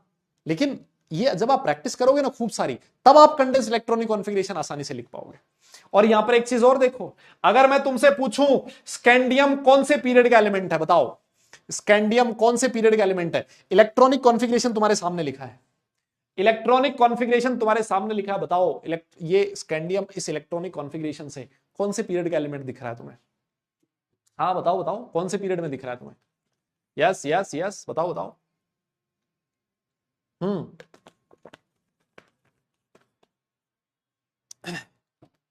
कौन से पीरियड का दिख रहा है? यस सर, 4th पीरियड का एलिमेंट दिख रहा है। क्यों? क्योंकि मैंने आपको बोला था मैक्सिमम वैल्यू जो होती है एन की, वो किसको बताती है? पीरियड नंबर को बताती है। आपने इसका इलेक्ट्रॉनिक कॉन्फ़िगरेशन लिखा, प्रिंसिपल क्वांटम नंबर की मैक्सिमम वैल्यू कितनी है? 4, इसका मतलब ये 4th पीरियड का एलिमेंट है। बहुत सारे बच्चे कल लास्ट क्लास में पूछ रहे थे कि सर देखो इलेक्ट्रॉन तो फिल हो रहा है 3D में, लास्ट इलेक्ट्रॉन तो 3D में फिल हुआ है, आप इसको 4th पीरियड का एलिमेंट क्यों बना रहे हो? इसका रीजन मैं बार बार देके थक गया था। मैं बार बार एक ही चीज कह रहा था कि बेटा 4s की जो एनर्जी होती है वो कम होती है, 3D की एनर्जी ज्यादा होती है 4s से। जब 3D की एनर्जी ज्यादा है तो पहले इलेक्ट्रॉन किस में फिल होगा? 4s में फिल होगा। जब इलेक्ट्रॉन 4s में फिल हो गया, इसका मतलब प्रिंसिपल क्वांटम नंबर की हाईएस्ट वैल्यू कितनी हो चुकी है? 4 हो चुकी है। और अगर प्रिंसिपल क्वांटम नंबर का वैल्यू 4 हो गया और प्रिंसिपल क्वांटम नंबर की हाईएस्ट वैल्यू पीरियड नंबर देगी, तो इलेक्ट्रॉन भले ही 3D में फिल हो रहा है, वो पीरियड कौन सा आएगा? 4th पीरियड आएगा। इसी वजह से जब मैंने 3rd पीरियड के एलिमेंट कंसीडर किए थे, याद है जब मैं आपको बता रहा था कि 3rd शेल में कौन कौन से एलिमेंट आएंगे, है ना? आपसे बोल रहा था ना 3rd शेल में मैं कह रहा था, या ना 3rd पीरियड की मैं बात कर रहा था, 3rd शेल नहीं, 3rd पीरियड की मैं बात कर रहा था। तो मैं कहा था कि 3s और 3p वाले ही गिनने हैं, 3D वालों को नहीं गिनना है। क्यों नहीं गिनना है? बिकॉज 3D में इलेक्ट्रॉन फिल होता है तो वो एलिमेंट 4th पीरियड का बन जाता है ना भाई? इलेक्ट्रॉन भले ही 3D में फिल हो रहा है, लेकिन महाराज 3D की एनर्जी 4s से ज्यादा है, पहले इलेक्ट्रॉन 4s में जा चुका है, तो 4th पीरियड का एलिमेंट बन चुका है। मेरी बात समझ रहे हो क्या? यस। तो इसी वजह से मैंने इसको कंसिडर नहीं किया था। मैंने कहा था इसमें 2 इलेक्ट्रॉन, इसमें 6 इलेक्ट्रॉन, और टोटल 8 इलेक्ट्रॉन आ गए, तो थर्ड पीरियड में टोटल 8 एलिमेंट ही आएंगे। ये मैं आपको लास्ट क्लास में समझाना चाह रहा था। यस, मेरे हिसाब से समझ में आई थी आपको। जब मैंने आपसे कहा था फोर्थ पीरियड, मैंने कहा था फोर्थ पीरियड में 18 एलिमेंट होते हैं, तो मैंने कहा था फोर्थ पीरियड जब गिनोगे तो 4D और 4F को मत गिनना, 4S 4P और 3D को गिनना। आप लोगों में से बहुत सारे लोगों ने पूछा सर क्यों नहीं गिना जाएगा, 4 दिख तो रहा है, n इज इक्वल टू 4 है, तो ये फोर्थ पीरियड में होना चाहिए। ऐसा कोई रूल नहीं होता है महाराज, बिकॉज 5s की जो एनर्जी होती है वो कम होती है, 4D की एनर्जी ज्यादा होती है। 4D में अगर इलेक्ट्रॉन फिल होगा, उससे पहले किस में फिल हो चुका होगा? 5s में फिल हो चुका होगा। प्रिंसिपल क्वांटम नंबर की हाईएस्ट वैल्यू 5 हो चुकी होगी, और प्रिंसिपल क्वांटम अगर 5 हो गया हाईएस्ट वैल्यू, तो वो फिफ्थ पीरियड बन गया है, ना कि वो फोर्थ पीरियड है। तो भले ही इलेक्ट्रॉन 4D में जा रहा हो, लेकिन महाराज 4D वाला फोर्थ पीरियड का नहीं होगा, वो फिफ्थ पीरियड का एलिमेंट हो जाएगा। मेरी बात शायद आप लोग सॉरी 4D में जा रहा हो, लेकिन वो हाँ मतलब वो फोर्थ पीरियड का नहीं होगा, वो फिफ्थ पीरियड का एलिमेंट बन जाएगा। समझे ना आप? तो अरे बोलो ना, इतनी सी चीज थी, मतलब है ना, इतनी सी चीज थी। तो पहले तो अपने दिमाग से ये निकाल देना कि 4D और 4F लिखा है, इसका मतलब इलेक्ट्रॉन 4D में फिल हो रहा है, तो मतलब फोर्थ पीरियड है ना। ऐसा अगर भूसा दिमाग में भरा है तो उसको हटा देना, है ना। इस 4 से फोर्थ पीरियड का कोई लेना देना नहीं है। पीरियड डिसाइड होता है इलेक्ट्रॉनिक कॉन्फ़िगरेशन में, जो प्रिंसिपल क्वांटम नंबर की हाईएस्ट वैल्यू होती है उससे पीरियड डिसाइड होता है। यहां पे 4F ये 4F में इलेक्ट्रॉन फिल होता है तो सिक्स्थ पीरियड का एलिमेंट होता है, याद आया? है ना, ये डिफरेंस होता है। बहुत बढ़िया, बहुत बढ़िया। तो चलो, मेरे हिसाब से अब आज के बाद आप मेरे से ये डाउट नहीं पूछोगे कि यहां पर ये कैसे आ गया, है ना सर, 5s 4D कैसे हो गया, सर फर्स्ट शेल में F सब शेल क्यों नहीं है, 1F की एनर्जी कहां गई, सर 2D की एनर्जी कहां गई, 3F कहां गया, ऐसे डाउट नहीं आएंगे आपको, है ना। और इलेक्ट्रॉनिक कॉन्फ़िगरेशन बड़े आराम से आप लोग लिख पाओगे। मेरी बात समझ रहे हो क्या? यस यस यस, पक्का ना? ईमानदारी से बताओ, पक्का ना? श्योर? बहुत बढ़िया। चलो फिर आ जाओ। तो अब हम लोग अपने टॉपिक पे चलते हैं, जहां पर हम लोग कल पढ़ रहे थे, है ना। अपने टॉपिक पे चलते हैं। तो मैं आपको कल मॉडर्न पीरियोडिक टेबल में ये जो अपनी पीरियोडिक टेबल थी ये बना के मैं दिखा चुका था, है ना। और इसके बाद मैंने आपसे ये भी चीज बोली थी, एक डिस्कशन इस पे भी हो रहा था लेंथेनॉइड वाले पे, है ना। बहुत सारे लोग बोल रहे थे सर जो 57 है वो यहां आना चाहिए, है ना। सर 57 जो होता है, सर वो तो हमने पढ़ा है लेंथेनॉइड सीरीज का मेंबर होता है। मैं कह के थक गया था। 58 से 71 तक ये जो 14 एलिमेंट हैं यही लेंथेनॉइड में आएंगे, है ना। देखो यहां पर आप अपना दिमाग भी लगा सकते हो, अपना कॉमन सेंस भी यूज कर सकते हो। मुझे एक बात बताओ, लेंथेनॉइड का मतलब हो गया इलेक्ट्रॉन किसमें फिल हो रहा है? 4F सीरीज, इसको 4F सीरीज एलिमेंट भी तो कहते हैं। और 4F, अभी मैंने आपसे बोला 4F आ गया ना, F सबशेल में मैक्सिमम कितने इलेक्ट्रॉन आ सकते हैं? 14 इलेक्ट्रॉन, 14 इलेक्ट्रॉन आ सकते हैं। और 14 इलेक्ट्रॉन का मतलब हो गया 14 एलिमेंट आ सकते हैं 4F में। अरे मेरे भाई, अगर 14 एलिमेंट है तो ये 14 ही तो है। 15वां ये जो लेंथेनम है इसको कहां फिल करोगे? 4F में। कहां फिल करोगे? 4F में। समझे? यस यस यस, समझ गए क्या? पक्का ना? पक्का। मैंने आपसे फिर एक चीज बोली थी, मैंने कहा था लेंथेनम जो होता है कई बार लेंथेनोइड के साथ पढ़ा जाता है। साथ पढ़ने का रीजन क्या है? बिकॉज लेंथेनम जो होता है ना, इसकी प्रॉपर्टीज इन लेंथेनोइड के सिमिलर होती है लगभग, इस वजह से, है ना, इस वजह से। अरे बेटा यहां जो भी लिखा हो 58 से 71 है, हाँ लेंथेनोइड 50 यहां पर लिखा है ना, वो गलत लिखा होगा। देखो यहां दिख तो रहा है लेंथेनोइड 58 से 71, है ना, 58 से 71, हाँ यस 58 से 71, वो गलत दिखा होगा। ठीक है, लेंथेनम की जो प्रॉपर्टीज होती है वो इनके सिमिलर होती है, इस वजह से लेंथेनम को इसके साथ रख के पढ़ लिया जाता है। लेकिन लेंथेनोइड मतलब 58 से 71। यस ठीक है भाई, आओ आओ आओ। हाँ गूगल कर लो, गूगल, गूगल पे सारी बातें सही लिखी होती है ना। क्यों? गूगल पे तो आप जैसे लोग भी लिख सकते हो, है ना। अब तुम जो लिखोगे वो सही होगा, इसका क्या भरोसा, है ना। हाँ तो गूगल, गूगल पे ज्यादा विश्वास मत करो, है ना। गूगल तुमसे ज्यादा पढ़ा लिखा नहीं है। गूगल क्या करता है? सिर्फ गूगल एक काम करता है, जितने लोगों ने लिखा है उसको एक जगह लाके पटक देता है। ये लो देख लो, अब तुम डिसाइड कर लो कौन सा सही है कौन सा गलत है, बस इतना काम करता है गूगल, और कोई काम नहीं है गूगल का, ठीक है ना। हाँ, तो उसके चक्कर में पढ़ोगे ना तो फिर परेशानी होगी। आइए, तो मैं आपसे कह रहा था classification of element into SPDNF block, है ना, एलिमेंट को कैसे क्लासिफाई करें। तो सबसे पहले मैं आपको बता चुका था कि जब भी मैं एस ब्लॉक एलिमेंट की बात करता हूं, एस ब्लॉक का मतलब ये हो गया ग्रुप नंबर 1 और ग्रुप नंबर 2, इनको एस ब्लॉक बोला जाता है। यस, जब मैं कहता हूं डी ब्लॉक, इसका मतलब ग्रुप 3 से लेके 12 तक, ये हम लोग पहले ही पढ़ चुके हैं। पी ब्लॉक इसका मतलब 13 से लेके 18 तक। और नीचे जो दो सीरीज लिखी है लेंथेनॉइड और एक्टिनॉइड, वो कौन सी होती है, एफ ब्लॉक की सीरीज होती है। ठीक है ना, ये एफ ब्लॉक होता है। यस, अच्छा, फिर मैं एस ब्लॉक मैंने स्टार्ट किया था, है ना। एस ब्लॉक में मैंने आपसे कहा था, देखो ग्रुप 1 और ग्रुप 2 जो होता है ना, ग्रुप 1 सबसे पहले मैंने ग्रुप 1 लिखा था, है ना, है ली ना करे रब से फरियाद। यस, इसमें मैंने आपसे कहा था फरियाद जो होता है फ्रेंसियम रेडियो एक्टिव होता है। इलेक्ट्रॉनिक कॉन्फ़िगरेशन में बता चुका हूं 1s1, ये होता था हीलियम 2s1। यस, लिखवाया था। ये होता था नियोन 3s1, ये हो जाएगा आर्गन 4s1, लिखवाया था ना। अच्छा, एक बात बताओ, अगर इसी तरह से चलता रहा, इसी तरह से चलता रहा, तो ये जो ग्रुप 1 के एलिमेंट्स होते हैं, क्या मैं इसको जनरलाइज कर सकता हूं नोबल गैस NS1 से? क्या इस इलेक्ट्रॉनिक कॉन्फ़िगरेशन को, दादा अरे इधर देखो ना भाई, अरे बारिश हो रही है तो कौन सा तू बारिश में बैठ के पढ़ाई कर रहा है यार, कह रहा बारिश हो रही है, मतलब बारिश हो रही है तो बारिश में गल थोड़ी जाएगा, मिट्टी के थोड़ी बने हो यार, हद है मतलब। हाँ, क्या इस इलेक्ट्रॉनिक कॉन्फ़िगरेशन को जनरलाइज लिख दूं NS1?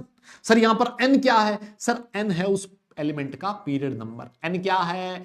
Period number. जैसे मान लो लिथियम है तो सेकंड पीरियड तो 2s1, सोडियम थर्ड पीरियड का एलिमेंट है तो 3s1, पोटेशियम फोर्थ पीरियड का element 4s1, rubidium fifth period का एलिमेंट है तो 5। लिख सकते हो ना भाई? अरे कोई बोल ही नहीं रहा यार। यस, बहुत बढ़िया, बहुत बढ़िया। फिर हम लोगों ने लिखा था ये जो ग्रुप 2 के एलिमेंट होते हैं, ग्रुप 2, है ना, इसमें कौन कौन आएगा? और इसको याद रखने का तरीका है लीना करे रब से फरियाद। सर ग्रुप 2 में कौन आएगा? बेटा मांगे कन्या सुंदर, ओहो, और बाप राजी। मेरे भाई पढ़ाई लिखाई कर लो, है ना, सुंदर कन्या के सपने छोड़ दो, वरना सुंदर छोड़ के कन्या नहीं मिलेगी। इसी वजह से कहता हूं अच्छे ढंग से पढ़ाई लिखाई कर लो। और तुम लोग तो भाई IIT वाले और हो यार, इंजीनियरिंग वाले और हो, है ना। और साला इंजीनियरिंग में कंपटीशन वैसे ही इतना ज्यादा है, हर चीज का कंपटीशन है ना। तो सुंदर कन्या का कंपटीशन भी आपको देखने को मिले अगर आप किसी इंजीनियरिंग कॉलेज में जाओगे, है ना, तो थोड़ा सा ध्यान रखना। हाँ, तो यहां पर सर इलेक्ट्रॉनिक कॉन्फ़िगरेशन आपने लिख दिया था, ये होता है हीलियम 2s2, है ना, 2s2 होता है सर। ये होता है सर नियोन 3s2, है ना। ये होता है सर आर्गन 4s2, ये होगा सर क्रिप्टन 5s2। तो सर एक काम करो, इसको ऐसे लिख दे क्या, जनरलाइज कर दे इलेक्ट्रॉनिक कॉन्फ़िगरेशन को, जनरलाइज कर दिया NS2, noble gas NS2, this is your group 2 elements, है ना, है ना, है ना, है ना। लिख सकते हैं? यस यस यस, लिख सकते हैं क्या? अरे बोलो, लिख सकते हैं ना, इस इलेक्ट्रॉनिक कॉन्फ़िगरेशन को जनरलाइज किया जा सकता है NS2। मतलब मेरा जो ब्रांच था ना, मेरा ब्रांच IT था, है ना, और IT में क्या था, हम लोग 90 लोगों का बैच था, उसमें लगभग 30 गर्ल्स थी, है ना, 30 लड़कियां थी, कन्याएं थी। और वहीं पर मेरे दोस्त जो थे वो मैकेनिकल में थे। तो जैसे ही मैं कॉलेज में गया ना, तो मुझे ऐसा, कॉलेज में ऐसा होता है कि IT का जो वो सारा क्लासेस वगैरह लगती हैं, डिपार्टमेंट होता है वो अलग होता है, मैकेनिकल का अलग होता है, सिविल का अलग होता है। तो मैं देखता था कि मैक्सिमम जो सिविल वाले बंदे हैं, है ना, और ये जो तुम्हारे मैकेनिकल वाले लोग हैं, ये साला IT डिपार्टमेंट हो गया, या फिर IT और कंप्यूटर साइंस एक ही जगह होता है ना, तो यहीं पर मंडराते रहते थे। तो मुझे समझ नहीं आती थी बात। मैं पूछता था अरे तुम यहाँ क्या कर रहे हो तुम? अरे यार बोले ऐसे आ गए, मतलब फिर ये चीज और चली, मैंने कहा अरे, बोले यार अरे ऐसे आ गए यार, मतलब ऐसे हमने सोचा IT और कंप्यूटर साइंस देख के आते हैं। मैंने कहा अच्छा। फिर एक दिन मुझे पता लगा कि जो मैकेनिकल ब्रांच था, मैकेनिकल में 90 लोगों की सीट थी, उसमें एक लड़की थी। अब तुम समझ लो वो लोग क्यों पाए जाते थे IT और कंप्यूटर साइंस में, है ना, तुम समझ सकते हो। इसीलिए मैं कहता हूं भाई कंपटीशन खूब है, इसी वजह से थोड़ा पढ़ाई लिखाई अच्छे से करो, है ना, तो सारा सब कुछ काम ठीक हो जाएगा, है ना। हाँ, आ जा। बेटा मेरा कॉलेज था एनआईटी जयपुर। हाँ एनआईटी जयपुर, एनआईटी जयपुर। ठीक है ठीक है, यस यस। हाँ अब सुनो मेरी बात, अब देखो यहां पर मैं एक छोटी सी चीज और बताता हूं। ये जो हाइड्रोजन है ना, हाइड्रोजन, भाई इस हाइड्रोजन पे बड़ा बवाल है ना। ये जो हाइड्रोजन है ना, इस हाइड्रोजन पे बड़ा बवाल है। बवाल क्यों है? बिकॉज ये जो हाइड्रोजन होता है ना, इस हाइड्रोजन की कुछ प्रॉपर्टीज आपको अगर याद हो तो मैंने मेंडली में भी बताया था। हाइड्रोजन की बेटा कुछ प्रॉपर्टीज ऐसी होती हैं जो 1s ग्रुप के सिमिलर होती हैं, सॉरी फर्स्ट ग्रुप के सिमिलर होती है ना, ग्रुप नंबर 1 के सिमिलर होती है। और कुछ प्रॉपर्टीज ऐसी होती हैं जो 17th ग्रुप जो होता है ना, जिसको आप लोग हेलोजेंस कहते हो, उसके सिमिलर भी होती है ना। यस, लेकिन सर फिर हाइड्रोजन को ग्रुप 1 में क्यों लिख रखा है? बिकॉज इसका जो इलेक्ट्रॉनिक कॉन्फ़िगरेशन होता है ना, वो ग्रुप 1 के जैसा होता है। ठीक है, तो जब भी ये जो हाइड्रोजन होता है ना, इसी वजह से आप देखोगे हाइड्रोजन को कई जगह पर बिल्कुल अलग पढ़ाया जाता है। हाइड्रोजन जो है ना, जब मैं आपको ग्रुप 1 एलिमेंट की प्रॉपर्टीज बताऊंगा ना, तो उसमें मैं हाइड्रोजन को इंक्लूड नहीं करूंगा ज्यादा। क्यों? बिकॉज हाइड्रोजन की सारी प्रॉपर्टीज ग्रुप 1 के सिमिलर नहीं होती। कुछ ग्रुप 1 के सिमिलर और कुछ ग्रुप 17 के सिमिलर। ये होते हैं नॉन मेटल्स, ये होते हैं मेटल्स। तो हाइड्रोजन की प्रॉपर्टीज दोनों के सिमिलर होती है। मेरी बात समझ रहे हो? इसी वजह से कई बार जब ग्रुप 1 लिखते हो, जब मैं लिखता हूं कि ग्रुप 1 के जो एलिमेंट्स होते हैं, यस ग्रुप 1 के जो एलिमेंट्स होते हैं उनको अल्कली मेटल्स बोला जाता है। याद है ना आपको? अल्कली मेटल्स बोला जाता है। तो जनरली उसमें हम लोग हाइड्रोजन को इंक्लूड नहीं करते। और यही रीजन है, देखो आप लोग देखोगे ना, ये एनसीईआरटी की है, ये वाली जो आपको फोटो दिख रही है एनसीईआरटी की है। इस फोटो में आप लोग चेक कर सकते हो, ये जो हाइड्रोजन है ना, इसको अलग से लिखा गया है ना, देख लो अलग से लिखा गया है। ग्रुप 1 में नहीं लिख रखा, इसको अलग से लिखा गया बिकॉज ये हाइड्रोजन है ही साला अलग ही, है ना। इसकी प्रॉपर्टीज का लफड़ा ही अलग है। इसी वजह से हाइड्रोजन एक पूरा चैप्टर अलग से पढ़ते हैं हम लोग, है ना। हाइड्रोजन को कभी भी एस ब्लॉक एलिमेंट के साथ नहीं पढ़ा जाता है, ठीक है ना। इसको नहीं, ये मेटलॉइड नहीं है बेटा, मेटलॉइड नहीं बोल सकते इसको आप, ये अलग से चैप्टर में पढ़ा जाता है। इस वजह से यहां पर जनरली आपको कई बार हाइड्रोजन देखने को नहीं मिलता। Lithium, sodium, potassium, rubidium, caesium और फ्रांसियम ही लिखा होता है। मेरी बात समझ में आ गई है ना। अल्कली मेटल्स बोला जाता है ग्रुप 1 एलिमेंट्स को। यस, अब ये जो ग्रुप 2 एलिमेंट्स होते हैं, ग्रुप 2 एलिमेंट्स को बेटा नाम दिया जाता है अल्कलाइन अर्थ मेटल्स। ये भी मैं आपको बता चुका हूं, है ना, अल्कलाइन अर्थ मेटल्स। लेकिन एक्सेप्ट बेरिलियम, बेरिलियम जो होता है ना, इसको अल्कलाइन अर्थ मेटल नहीं बोला जाता। सुनना मेरी बात? हाँ, अरे सुनो भाई, इधर देखो ना यार, इधर देखो। जो बेरिलियम है वो सेकंड ग्रुप का मेंबर तो है, लेकिन अल्कलाइन अर्थ मेटल कहलाने की जो कंडीशन है, उस कंडीशन को बेरिलियम फुलफिल नहीं करता। इस वजह से बेरिलियम को अल्कलाइन अर्थ मेटल नहीं कहा जाता। हां, बेरिलियम एस ब्लॉक का एलिमेंट है, बिल्कुल है। और जो बेरिलियम है सर, वो क्या ग्रुप 2 का एलिमेंट है? बिल्कुल है। लेकिन क्या ये अल्कलाइन अर्थ मेटल है? नहीं। यस, मेरी बात समझ में आ गई? कोई बोल ही नहीं रहा। अब सर इसको अल्कली मेटल क्यों कहते हैं, अल्कलाइन अर्थ मेटल क्यों कहा जाता है, और बेरिलियम अल्कलाइन अर्थ मेटल क्यों नहीं है? इसका रीजन अभी आपको नहीं पता लगेगा, जब मैं आपको एस ब्लॉक एलिमेंट पढ़ाऊंगा उस दिन पता लगेगा। ठीक है ना। तो इतना आपको वेट करना पड़ेगा। ठीक है सर।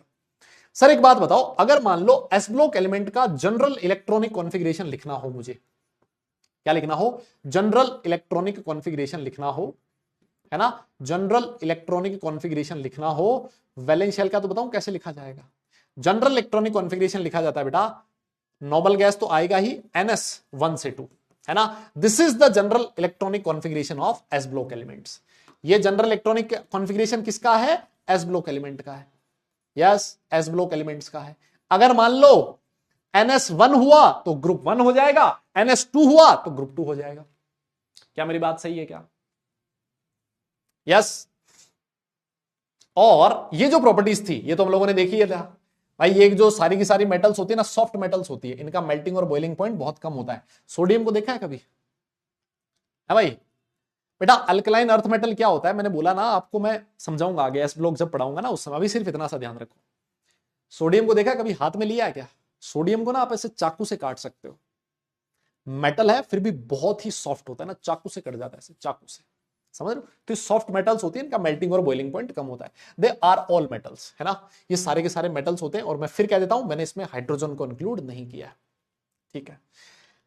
मेटल्स की जो रिएक्टिविटी होती है वो डाउन द ग्रुप जाने पर इंक्रीज करती है। क्यों इंक्रीज करती है आगे मैं रिएक्टिविटी ऑफ मेटल्स पढ़ाऊंगा, उसमें बताऊंगा, है ना। अभी सिर्फ हम लोग एस ब्लॉक एलिमेंट के बारे में हल्का सा इंट्रोडक्शन देख रहे हैं।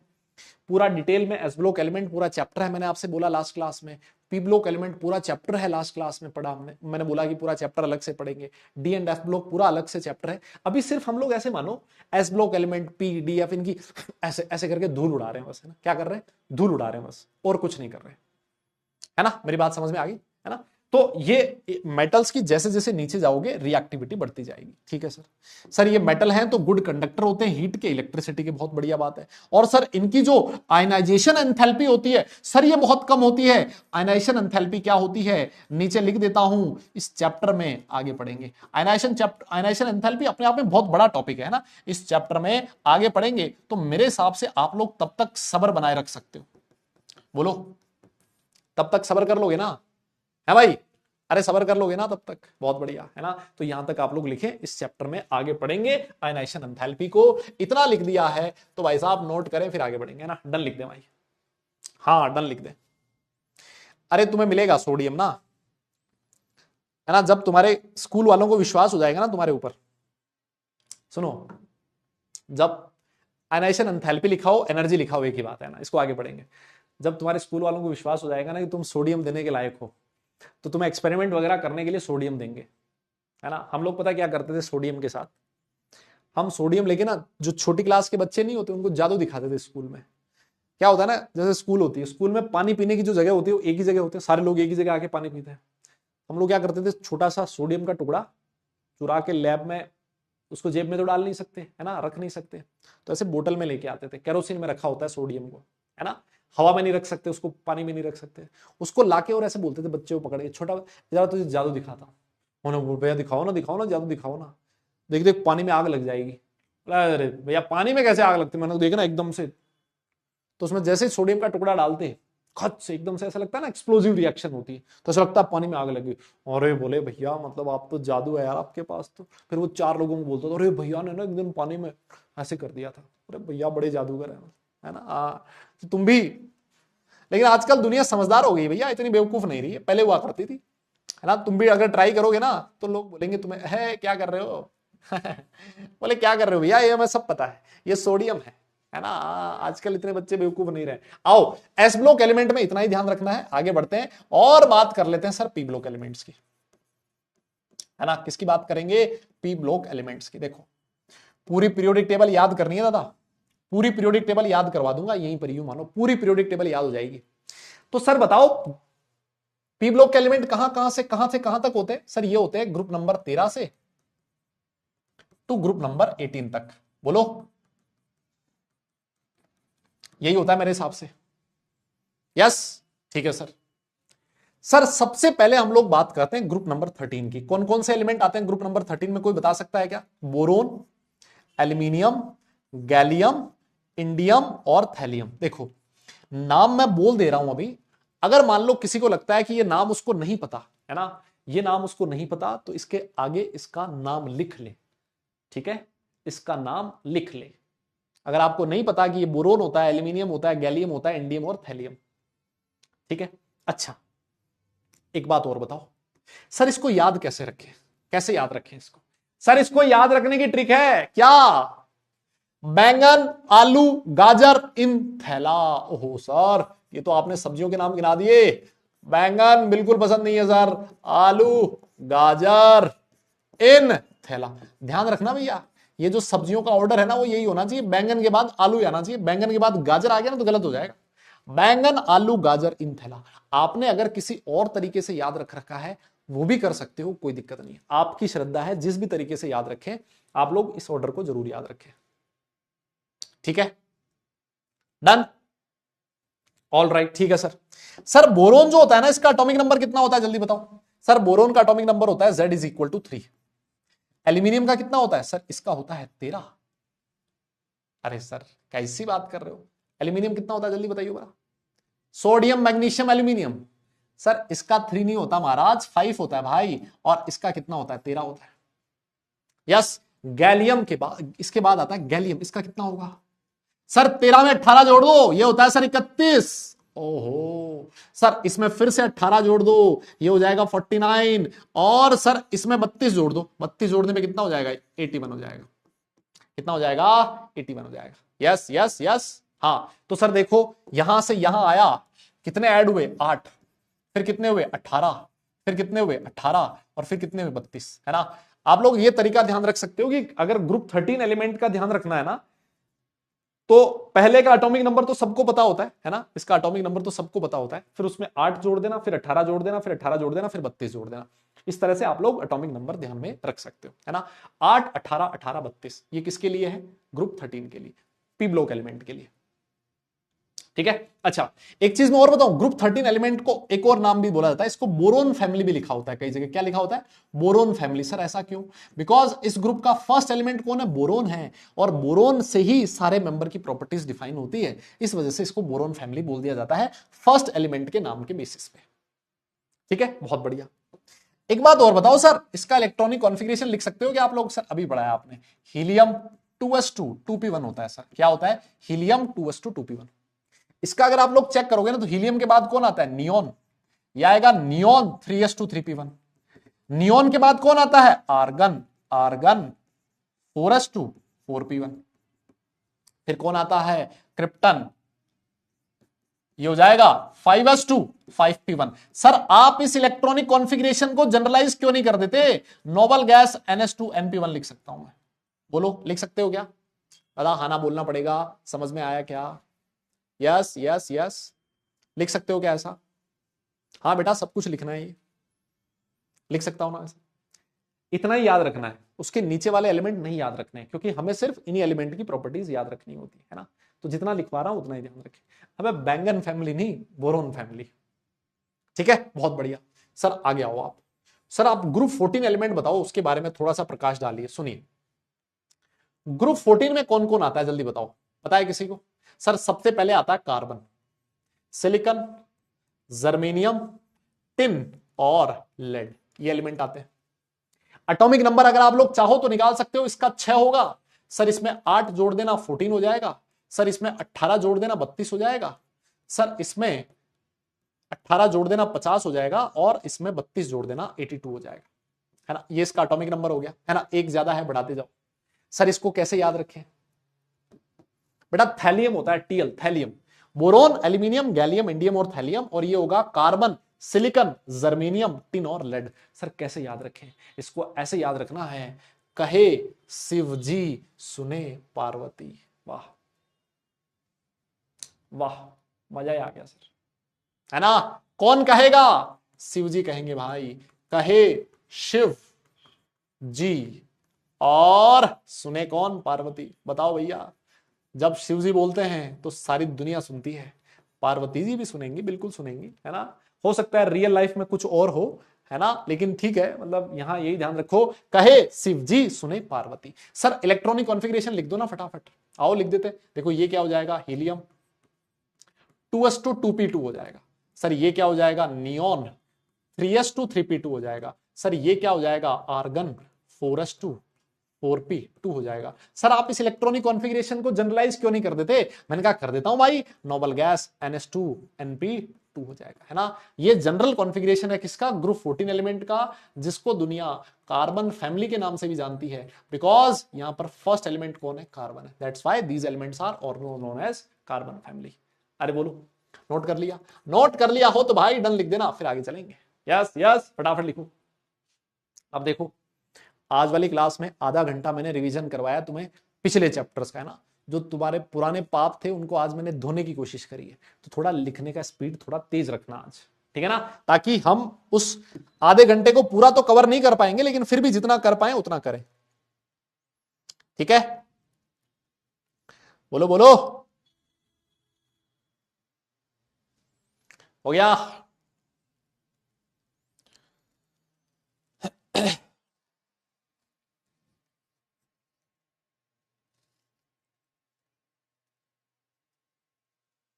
हो गया क्या? पक्का? ठीक है जी, बहुत बढ़िया। अब देखो नेक्स्ट कौन आएगा? नेक्स्ट आएगा सर ग्रुप 15 एलिमेंट्स, है ना। नेक्स्ट कौन आएगा? ग्रुप 15 आएगा सर। ग्रुप 15 में कौन कौन आता है?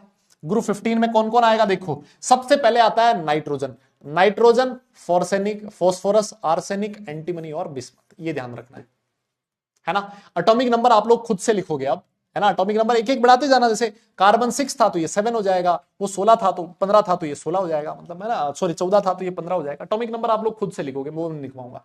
इलेक्ट्रॉनिक कॉन्फिग, अच्छा याद कैसे रखें सर, देखो याद इसको कैसे रख सकते हो, बहुत सारे लोग अलग अलग तरीके से याद रखते हैं इसको, मैं इसको ऐसे याद रखता हूं। नाथू, 3 दोस्त थे, है ना, 3 दोस्त थे, कौन कौन, एक था नाथू, नाथू, एक था पप्पू, पप्पू, और तीसरा था आंसू, 3 दोस्त थे, तीनों के तीनों एक साथ बीमार हो गए, सब बीमार, है ना, भिखारी भी बोल सकते हो आप लोग, लेकिन मैंने बीमार बना दिया, भिखारी थोड़ा सा अच्छा नहीं लग रहा, है ना, ऐसे भी बोल सकते हो। नाइट्रोजन फैमिली दुनिया इसको बोलती है, क्या बोलती है, नाइट्रोजन फैमिली, है ना, this is also known as nitrogen family. कैसे याद रखोगे, नाथू, पप्पू, आंसू, सब बीमार, इसको आप ऐसे भी बोलते हैं, बहुत सारे लोग ऐसे याद रखते हैं, नाना पाटेकर, ऐश्वर्या, सब भिखारी। ओ भाई तुम्हारी श्रद्धा है यार, तुम जैसे याद रखो वैसे याद रख लो यार, जैसे तुम याद रखो वैसे याद रख लो। बहुत सारे लोग ऐसे बोलते हैं, नेपाल, पाकिस्तान, ऑस्ट्रेलिया, सब भिखारी, भाई इतना लंबा चौड़ा क्यों करना है ना, देखो एकदम शॉर्टकट, नाथू, पप्पू, आंसू, सब बीमार, नाना पाटेकर, ऐश्वर्या, सब बीमार, सब भिखारी, जैसे तुम्हें ठीक लगे वैसे बोल दो भाई। सर इलेक्ट्रॉनिक कॉन्फ़िगरेशन लिख दो फटाफट। सर नाइट्रोजन होता है हीलियम 2s2 2p3, है ना, ये हो जाएगा सर नियोन 3s2 3p3, ये हो जाएगा 4s2 4p3, जनरलाइज कर रहा हूं, नोबल गैस ns2 np3। आपको जानकर एक बड़ी खुशी होगी कि जो ग्रुप 15 एलिमेंट्स होते हैं इनका एक और नाम भी होता है, इनको निक्टोजेंस भी बोला जाता है ना। निक्टोजेंस क्यों बोला जाता है, इसके पीछे भी कहानी है, लेकिन कहानी आपको नहीं समझ में आएगी बेटा, पी साइलेंट होता है ना, ध्यान रखना, निक्टोजन नहीं बोलना है, यस क्या बोलना है, निक्टोजन बोलना है, क्या बोलना है, निक्टोजन बोलना है ना, पी साइलेंट है, निक्टोजन बोला जाएगा, ठीक है सर, बहुत बढ़िया, इतना तो याद रह जाएगा सर हमें। अब सर इसके बाद आता है ग्रुप 16 एलिमेंट, है ना, ग्रुप 16 एलिमेंट फटाफट से लिख लेते हैं, फटाफट लिख लो, ऑक्सीजन, सल्फर, सिलेनियम, टेलुरियम और पोलोनियम, है ना, ये याद रखना है। ओल्ड स्टाइल से टीपो, ओल्ड स्टाइल से टेपो, टेपते हो ना स्कूल में, कॉलेज में भी टेपोगे खूब, तो कैसे टेपना है, ओल्ड स्टाइल से टेपना है ना, टेपना का समझते हो ना मतलब भाई, दादा टेपना समझते हो ना, ओल्ड स्टाइल से टेपो। इलेक्ट्रॉनिक कॉन्फ़िगरेशन क्या हो जाएगा, देखो ये हो जाएगा हीलियम 2s2 2p4, है ना, तो सर ये हो जाएगा नियोन 3s2 3p4, और ऐसे चलता रहेगा, चलते चलते चलते चलते नोबल गैस ns2 np4 हो जाएगा, है ना, लिख सकते हो मेरे हिसाब से, हो जाएगा ना। इनको ऑक्सीजन फैमिली भी बोला जाता है ना, ये क्या है, दिस इज ऑक्सीजन फैमिली, और इसका एक और नाम भी है, इनको चाल्कोजेंस भी बोला जाता है, क्या बोला जाता है, चाल्कोजेंस, है ना। चाल्कोजन क्यों बोला जाता है, इसके पीछे भी कहानी है, लेकिन वो भी नहीं समझ में आएगी, जब हम लोग पी ब्लॉक एलिमेंट पढ़ेंगे अगले साल क्लास 12th में, उस समय समझ में आएगा, ठीक है। अरे बोलो तो सही यार, टेपना मतलब अरे किसी का छापना, हाँ छापना मतलब, टेपना मतलब छापना, चीटिंग करना, है ना, चीटिंग थोड़ा सा मतलब बुरा सा वर्ड हो जाता है, इसलिए मैंने टेपो टेपो लिख दिया। कैसे याद रखोगे, oxygen, sulphur, selenium, tellurium, polonium, old style से टेपो, है ना, ऐसे याद हो जाएगा, ठीक है सर। आ जाओ सर ग्रुप 17 पे। ग्रुप 17 जो होते हैं इनको बोला जाता है हेलोजेंस, क्या बोला जाता है, हेलोजेंस बोला जाता है। सर कौन कौन से एलिमेंट होंगे, फ्लोरीन, क्लोरीन, ब्रोमीन और आयोडीन, कैसे याद, और एस्टाटीन, है ना। फिर कल बाहर आई आंटी, भाई किसी आंटी के सामने बोल मत देना, बहुत थप्पड़ पड़ेंगे, है ना। देखो कुछ लोग ऐसे बोलते हैं फिर कल बाहर आई आंटी, और कुछ लोग ऐसे बोलते हैं फिर कल बाहर आई आंटी, है ना, थोड़ा सोच समझ के बोलना जो भी बोलो आप। इसका कॉन्फ़िगरेशन क्या हो जाएगा, ये हो जाएगा सर 2s2 2p5, ये हो जाएगा सर 3s2 3p5। आप जैसे जैसे लिखते जाओगे जनरल इलेक्ट्रॉनिक कॉन्फ़िगरेशन हो जाएगा नोबल गैस ns2 np5, ठीक है। और सबसे लास्ट में आता है कौन, ग्रुप 18 एलिमेंट्स, कौन आता है लास्ट में, ग्रुप 18 एलिमेंट, हाँ ग्रुप 18 एलिमेंट्स, है ना। वो क्या होती है सर, इनको बोला जाता है नोबल गैसेस, क्या बोला जाता है इनको, सर ये नोबल गैसेस होती हैं सर, ठीक है। कौन कौन होगा, helium, neon, argon, krypton, xenon और रेडॉन, है ना, जिनन और रेडॉन, ये होती है नोबल गैसेस। यस यस, अरे बोलो ना। आप इनका देखो, नियोन का कॉन्फ़िगरेशन आप लोग लिखते हो ना 2s2 2p6, सर ये होता है 3s2 3p6। तो सर आप इस इलेक्ट्रॉनिक कॉन्फ़िगरेशन को जनरलाइज कर सकते हो कैसे, ns2 np6, लेकिन किसको छोड़ के, हीलियम को छोड़ के, एक्सेप्ट हीलियम, है ना। हीलियम क्या होता है, 1s2 होता है ना। हीलियम का कॉन्फ़िगरेशन क्या होता है, 1s2 होता है, बस इतना सा, है ना। हीलियम का कॉन्फ़िगरेशन ns2 होता है। हीलियम को छोड़ के बाकी जितने भी एलिमेंट्स होते हैं उनका इलेक्ट्रॉनिक कॉन्फ़िगरेशन ns2 np6 होगा। Outer most shell completely filled होता है, ये बहुत इंपॉर्टेंट चीज है। यस यस यस, सर इसको कैसे याद रखें, सर इसको कैसे याद रखें, सर ये वाली ट्रिक कैसे याद रखें, लास्ट वाली, इसको देखो आप ऐसे याद रखोगे, हीना, नेहा और करीना। वाह सर, मतलब आज तो पूरे मूड में हो आप। हीना, नेहा और करीना, जीते रहे भाई, जीते रहे, जीते रहे, है ना, जीते रहे, जीते रहे। हीना, नेहा और करीना जीते रहे, जिनोन और रेडॉन, हिना, नेहा और करीना जीते रहे। यस यस यस, हाँ भाई देखो, याद मतलब ये तो पता ही है ना तुम्हें यार, हीलियम का इलेक्ट्रॉनिक कॉन्फ़िगरेशन 1s2 होता है, सारी दुनिया जानती है, और बाकी ns2 np6 हो जाएगा। ठीक है, all right all right all right. तो सर अब एक बात बताओ, आपने सारे एलिमेंट बता दिए, देखो सारा पी ब्लॉक एलिमेंट तुम्हें याद करवा दिया, सारा पी ब्लॉक एलिमेंट। आपको पी ब्लॉक एलिमेंट को ग्रुप वाइज याद रखना है, कैसे याद रखना है, ग्रुप वाइज, है ना। सारे पी ब्लॉक एलिमेंट लिखवा दिए। अब आपको क्या करना है, पी ब्लॉक एलिमेंट की कुछ खास प्रॉपर्टीज है जो यहां पर लिखी है, और मैं इनका जनरल इलेक्ट्रॉनिक कॉन्फ़िगरेशन यहां लिख रहा हूं, है ना। पी ब्लॉक एलिमेंट्स का जनरल इलेक्ट्रॉनिक कॉन्फ़िगरेशन आपके सामने है ना। जनरल इलेक्ट्रॉनिक कॉन्फ़िगरेशन आपके सामने है। नोबल गैस ns2 np 1 से 6, है ना। ns2 np 1 से 6, ns2 np 1 होता है 13 ग्रुप, 2 होता है 14 ग्रुप, 5 15, है ना। तो यहां ns2 np 3 4 5 6 चलता रहेगा। तो अगर आप जनरलाइज करना चाहो तो वो हो जाएगा ns2 np 1 से लेके 6 तक, है ना, 13 से लेके 18 तक। यस, 13 से लेके 18 तक। मेरी बात समझ में आ गई। एक चीज और बताऊं मैं तुम्हें, सबसे अच्छी बात यह है कि ये एक ऐसा अकेला ब्लॉक है ना। ये एक ऐसा अकेला ब्लॉक है भाई जिसमें मेटल भी है, नॉन मेटल भी है और मेटलॉइड्स भी है। एस ब्लॉक में सिर्फ मेटल हुआ करते थे, इसमें मेटल भी है, नॉन मेटल भी है और मेटलॉइड्स भी है, तीनों है। ऐसा क्वेश्चन आता है कि बताओ कौन सा ब्लॉक है जिसमें सारे मेटल, नॉन मेटल, मेटलॉइड सब कुछ प्रेजेंट है, सिर्फ अकेला ब्लॉक है, कौन सा, पी ब्लॉक। ठीक है, बहुत बढ़िया। आगे एक चीज लिखिए कि they mostly form covalent compounds. आप लोगों ने पढ़ा है क्या कोवेलेंट कैसे बनता है, कोवेलेंट बॉन्ड कैसे बनता है, सर शेयरिंग ऑफ इलेक्ट्रॉन से बनता है। कैसे बनता है, शेयरिंग ऑफ इलेक्ट्रॉन से बनता है। ठीक है, किससे बनता है, इलेक्ट्रॉन्स की शेयरिंग से बनता है। ठीक है, कैसे बनता है, इलेक्ट्रॉन्स की शेयरिंग से बनता है। और इसको कोवेलेंट बॉन्ड, कोवेलेंट कंपाउंड्स, जब मैं आपको केमिकल बॉन्डिंग पढ़ाऊंगा अगला वाला चैप्टर, भाई पूरा डिटेल में पढ़ेंगे, ऐसे खोल के पढ़ लेंगे उसको। इसका जो आयनाइजेशन एनर्जी होगा ना वो ज्यादा होता है एस ब्लॉक एलिमेंट से, है ना। क्यों ज्यादा होता है, आगे चैप्टर में समझ में आएगा, आगे समझ में आएगा, है ना। ये सिर्फ नॉर्मल प्रॉपर्टीज हैं जो हम लोगों ने लिखी है ना। और जैसे आयनाइजेशन एंथैल्पी वगैरह पढ़ लोगे ना, ये सिर्फ एकदम हलवा लगेगा, तो है ना, बिल्कुल हलवा लगेगा। यस, बहुत बढ़िया। और सर एस ब्लॉक एलिमेंट और पी ब्लॉक एलिमेंट को मिला के एक नाम दिया जाता है, क्या, रिप्रेजेंटेटिव एलिमेंट्स। एस ब्लॉक और पी ब्लॉक एलिमेंट को मिला के क्या बोला जाता है, रिप्रेजेंटेटिव एलिमेंट बोला जाता है। क्या बोला जाता है, रिप्रेजेंटेटिव एलिमेंट या फिर मेन ग्रुप एलिमेंट, है ना। दोनों में से कुछ भी लिखा हो भाई एक ही बात है, दोनों में से कुछ भी लिखा हो एक ही बात है। Yes yes yes, representative element या फिर मेन ग्रुप एलिमेंट, इतना ध्यान रखो। ठीक है, अब एक बच्चा, अभी मैं देखा एक बच्चा पूछ रहा था, सर आप इसमें 7th पीरियड के एलिमेंट क्यों नहीं इंक्लूड कर रहे।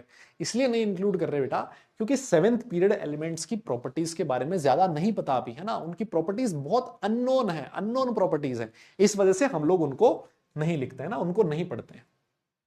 ठीक है, क्लियर, बहुत बढ़िया जी। तो यहां तक अगर बेटा आपने नोट कर लिया है तो डन लिखिए, फिर हम लोग आगे चलेंगे। हाँ, इतना नोट करो, इतना नोट हो गया तो डन लिखो, फिर हम लोग आगे चलेंगे। यस यस यस, इतना नोट कर लिया है, फिर हम लोग आगे चलेंगे, फिर हम लोग आगे चलेंगे।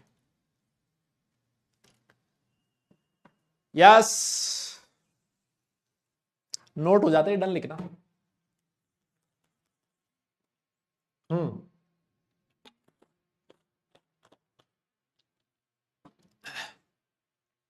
इधर देखो,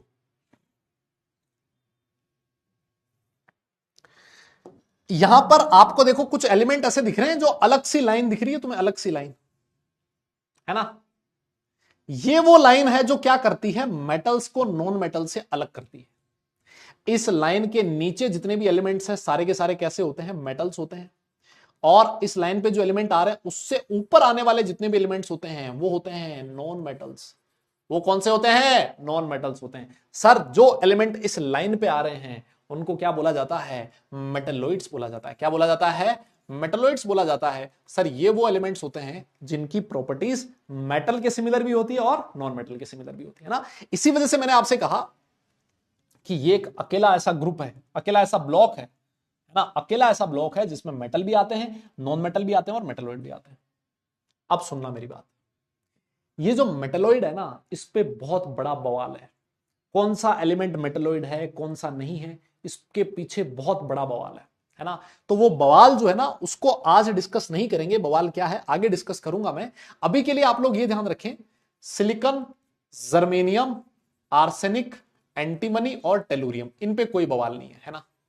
लगभग इन पे कोई बवाल नहीं है, लगभग हर जगह ये लिखा है कि ये मेटलोइड होते हैं। जिस पे बवाल होगा और क्या बवाल है उसको मैं आपको आगे समझाऊंगा, ठीक है। मेटलोइड कौन कौन से हैं और किसमें प्रॉब्लम है, किसने कहां क्या लिखा है, उसका डिस्कशन आगे होगा। मेटलोइड के ऊपर भाई दुनिया ऐसे बटी हुई है, मतलब है ना, साइंटिस्ट वगैरह बुक्स वगैरह सब कुछ बटा हुआ है। आइए एक क्वेश्चन करते हैं, आइए एक क्वेश्चन करते हैं, आइए एक क्वेश्चन करते हैं महाराज। यस बेटा, बोरोन बोरोन नहीं है, है ना, बोरोन मेटलोइड नहीं है ना, बोरोन मेटलोइड नहीं है, बिल्कुल नहीं है। आओ, ये क्वेश्चन जेई मेंस 2021 में पूछा गया है। Chalcogen group elements are, chalcogen में कौन कौन से एलिमेंट है। भाई मैं डायरेक्ट इस क्वेश्चन का पोल दे रहा हूं, बिल्कुल भी टाइम नहीं दूंगा यार, मैं बिल्कुल टाइम नहीं दूंगा, पोल दे दूंगा मैं डायरेक्ट, फटाफट निपटाओ, फटाफट निपटाओ जल्दी से। हाँ मैं नहीं दे रहा टाइम भाई, इस पे तो मैं टाइम दे ही नहीं सकता, इसको मैं टाइम दे ही नहीं सकता, फटाफट निपटाओ। हाँ भाई ये गलत मत करना यार, मुझे बड़ा दुख होगा अगर ये क्वेश्चन गलत हुआ तो।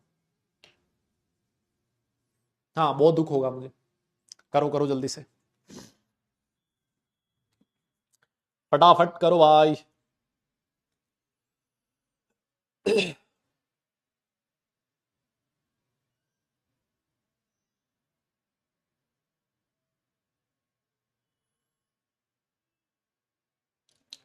हाँ सर, पोल हो लिया खत्म। लो सर रिजल्ट देख लेते हैं। वाह, और रे, ओह, क्या हो लिया भाई। अबे 47 47 कैसे, हा हा हा, निपट गए ना तुम लोग। सावधानी हटी और दुर्घटना घटी, है ना, सावधानी हटी और दुर्घटना घटी महाराज। टीपो नहीं है टेपो है, टीई है बेटा, टेलुरियम है ना, टी आई नहीं है महाराज, टी आई नहीं है। अरे सर ये तो लफड़ा हो गया, टीई है भाई, से टेपो। Sir option number A correct है, टी आई नहीं है महाराज, टी आई तो डी ब्लॉक का एलिमेंट है यार, मैंने लिखवाया नहीं डी आई, है ना, देख लो हो गया ना, लफड़ा हो जाता है। सावधानी हटी और दुर्घटना घटी। आइए अगले क्वेश्चन के बारे में बात करते हैं।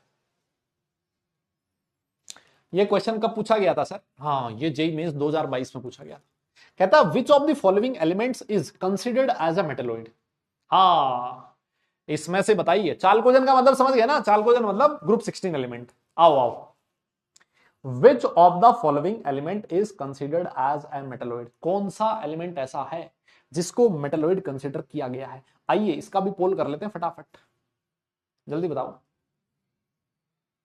हाँ जल्दी बोलो भाई, जल्दी बोलो रे।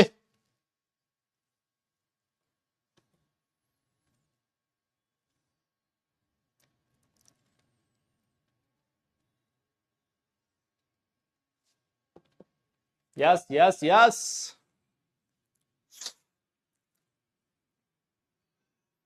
हाँ जी, पोल होने जा रहा है खत्म भैया, फटाफट।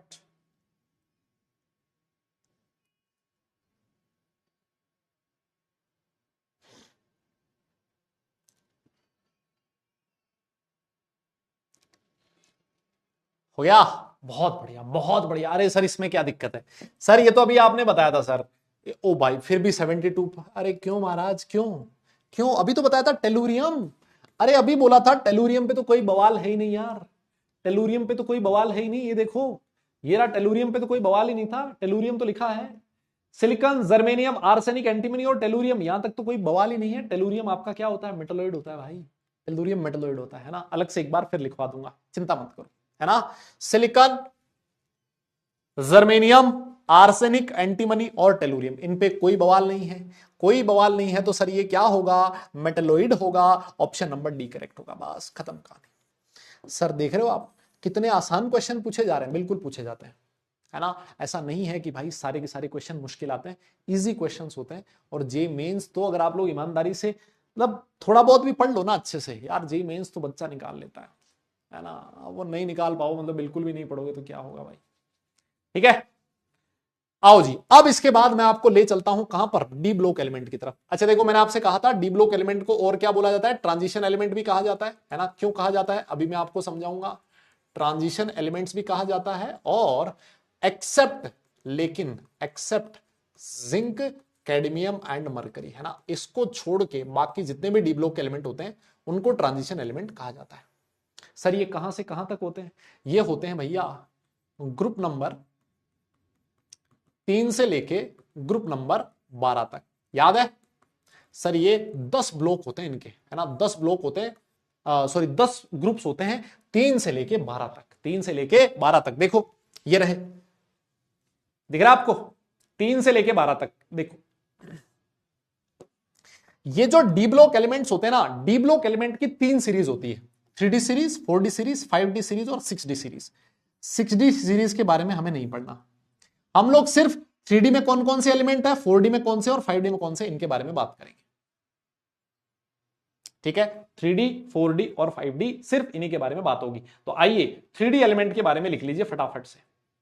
सबसे पहले मैं आपको लिखवाने जा रहा हूं 3D सीरीज के एलिमेंट, है ना। 3D सीरीज कौन कौन से एलिमेंट होते हैं, देखो जी, स्कैंडियम, टाइटेनियम और vanadium, chromium, manganese, iron, cobalt, निकल, कॉपर और जिंक। मेरे हिसाब से यहां तक तो सबको याद होता है ना। अरे बोलो ना, सबको याद होता है, बोलो बोलो।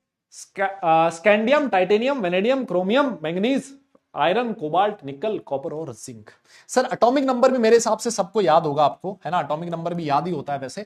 Scandium Z is equal to 21 होता है और ये Z इज इक्वल टू 30 होता है ना। 21 से लेके 30 तक होते हैं, मैंने आपको पहले भी लिखवा दिया था, 21 से लेके 30 तक होते हैं डी ब्लॉक के एलिमेंट। सर कैसे याद रखें, सर कैसे याद रखें, याद करने का तरीका भाई, हो सकता है आप लोगों ने अलग अलग तरीके से पढ़ रखा हो, है ना, अलग अलग तरीके से पढ़ रखा हो। मैं कैसे याद रखता हूं, देखो मैं कैसे याद रखता हूं। साइंस टीचर, क्या, ये आप लिख लेना भाई अपने हिसाब से, है ना, चाहो तो लिख लो। मतलब साइंस टीचर, क्या नाम है टीचर का, विनीता। भाई किसी का नाम हो तो बुरा मत मानना यार, है ना, मतलब ये ऐसे ही अब फिट बैठ रहा है तो मैं क्या करूं। साइंस टीचर विनीता क्रिमानी, क्या नाम है, विनीता क्रिमानी। क्या करो, मन पे को नी, क्यों जान जलाती हो, जलाती हो सिर्फ सेंटेंस कंप्लीट करने के लिए लिखा है ना। भाई अगर आपको कोई और दूसरा तरीका पता है तो उससे आप लोग याद रख लें, है ना। मुझे इस तरीके से पता है तो मैं इसी तरीके से बता रहा हूं, कोई नाम बुरा ना माने, मतलब वो जैसे भी है वो ऐसे याद था तो मतलब मैंने ऐसे लिख दिया है, ठीक है। क्या नाम क्या है, साइंस टीचर विनीता क्रिमानी, मन फेंकोनी, क्यों जान जलाती हो, है ना। इस तरीके से आप लोग याद रखें। हाँ मतलब अब तुम जैसे भी साइंस टीचर वेरी क्रूअल और वो फलाना ढिमका, मतलब जो मजा इसमें है वो बाकी में नहीं है, मैं आपसे ये कहना चाह रहा हूं। बाकी तुम आप लोग के हिसाब से देख लेना, है ना। बाकी तुम अपने हिसाब से देख लो, हाँ तुम अपने हिसाब से देखो। मुझे तो मतलब ये याद था। हाँ भाई, किसी का नाम हो ऐसा, उससे हाथ जोड़ के मैं एक बार फिर से क्षमा मांग लेता हूँ, है ना। ये इसका सच्ची घटनाओं से कोई दूर दूर तक रिलेशन नहीं है ना। हाँ मतलब ये ऐसे याद रखने का तरीका है यार, याद कर लो, इसको बना रखा है, याद कर लो, है ना। Scandium, titanium, vanadium, chromium, manganese, iron, cobalt, निकल, कॉपर और जिंक। जिसको ऐसा लग रहा है कि उसको नाम नहीं याद होगा, वो उसके नीचे इसका नाम भी लिख ले। ठीक है सर, याद हो जाएगा। ठीक है सर, आओ जी आओ, 4D सीरीज के पास चलते हैं और उससे पूछते हैं, बता भाई 4D सीरीज तेरे में कौन कौन से एलिमेंट है। बताइए क्या बोलेगी। ये बोलेगी मेरे पास है कौन, अरे भाई साहब, इट्रियम, जिरकोनियम और नायोबियम और मोलिब्डेनम और टेक्नीशियम, रुथीनियम, रोडियम, RH है बेटा, पैलेडियम, Ag और Au, सिल्वर और गोल्ड। यस, सिल्वर और गोल्ड। ठीक है, कैसे याद रखें सर, कौन कौन है, yttrium, zirconium, niobium, molybdenum, technetium, ruthenium, rhodium, palladium, silver और गोल्ड। मैं फिर कह देता हूं, जिसको लग रहा है कि उसको ये नाम याद नहीं हो सकते, वो इनके नीचे इनका नाम जरूर लिख ले। आपकी एनसीईआरटी में नाम दिए हुए हैं, हर जगह दिया हुआ है, कहीं पे भी उसका नाम लिख लें। एटॉमिक नंबर कहां से कहां तक होगा, 39 से लेकर 48 तक, है ना। कहां से कहां तक होगा, 39 से लेकर 48 तक। सर इनको कैसे याद रखें, भाई बहुत आसान है, इनको याद रखना भी बहुत आसान है। कुछ गलत लिख दिया क्या, अरे CD आएगा ना, Ag के बाद Au क्यों लिख दिया मैंने, Ag के बाद सिल्वर के साथ गोल्ड की याद आ जाती है ना यार। हाँ हाँ, सिल्वर के बाद ना गोल्ड की याद आता है, इसलिए लिख दिया मतलब। हाँ वो ठीक है, मतलब CD आएगा, Ag के बाद CD आएगा। सर कैसे याद रखें इसको, देखो सर बहुत शानदार है, इसको याद रखना बहुत जबरदस्त है। देखो क्या है, यारी जरा निभा। अरे सर क्या बात कर रहे हो, मतलब आपने भावनाओं में बहा दिया। यारी जरा निभा कहां तक, मौत तक। ओहो भाई साहब, जबरदस्त यारी है। यारी जरा निभा मौत तक, कितना एकदम जबरदस्त बैठ रहा है। यारी जरा निभा मौत तक, और रुकावट रुथीनियम, RH रोडियम, रुकावट राह में का कोई मतलब नहीं है यहां। रुकावट राह में पड़े तो क्या कर, तो यहां पर नहीं है, आग में कूद जा भाई, आग में कूद जा, बस कूद से सीढ़ी। और यारी जरा निभा मौत तक, और अगर रुकावट राह में पड़े तो आग में कूद जा, है ना। ऐसी यारी निभाने वाले लोगों से दूर रहे भाई, है ना, कोई फायदा नहीं है। जिस दिन दिक्कत आएगी वो आग में कूदा देंगे तुम्हें। यस, इस तरीके से आप लोग याद करनी है, सारी सारी चीज याद हो जाएगी, कोई टेंशन लेने की तुम्हें जरूरत है नहीं एक्चुअली, है ना। टेंशन सिर्फ इतनी सी है कि मैंने बता दिया, अब इसको सर याद कैसे रखें, बस। ठीक है, यारी जरा निभा, यस मौत तक, और रुकावट राह में पड़े तो आग में कूद जा। ठीक है सर, कर लेंगे याद, और क्या, ये तो बढ़िया सा लग रहा है, एकदम जोरदार, मजा आ रहा है इसमें तो, है ना सर। ऐसा लग रहा है यही पढ़ते रहे जैसे, है ना। हाँ आओ नेक्स्ट 5D सीरीज के बारे में बात करते हैं। क्या है ये, lanthanum, hafnium, tantalum, tungsten, rhenium, osmium, iridium, platinum, gold और मरकरी, है ना। मैं फिर कह देता हूं, जिसको लगता है कि वो नाम नहीं याद कर पाएगा, इनके नीचे उनका नाम लिख ले। Lanthanum, hafnium, tantalum, tungsten, rhenium, osmium, iridium, platinum, gold और मरकरी। वाह सर, सर इसको कैसे याद रखें, कैसे याद रखें सर, कैसे याद रखें। आओ जी आओ आओ, इसको ऐसे याद रखें, ला हफ्ता, हफ्ता समझते हो। अरे पुरानी मूवीज देखी है क्या तुमने, वो पुरानी मूवीज देखी है जिसमें जो एक्टर होता था, उसका जो बाप है वो एक मार्केट में सब्जी की दुकान लगाता था, है ना। फिर उधर से एक गुंडा आता था, वो हफ्ता मांगता था, वसूली करता था। एक दिन उस एक्टर के पिताजी नहीं थे वहां बैठे हुए, उस दिन एक्टर बैठा था और उस एक्टर से हफ्ता मांगने आया बंदा।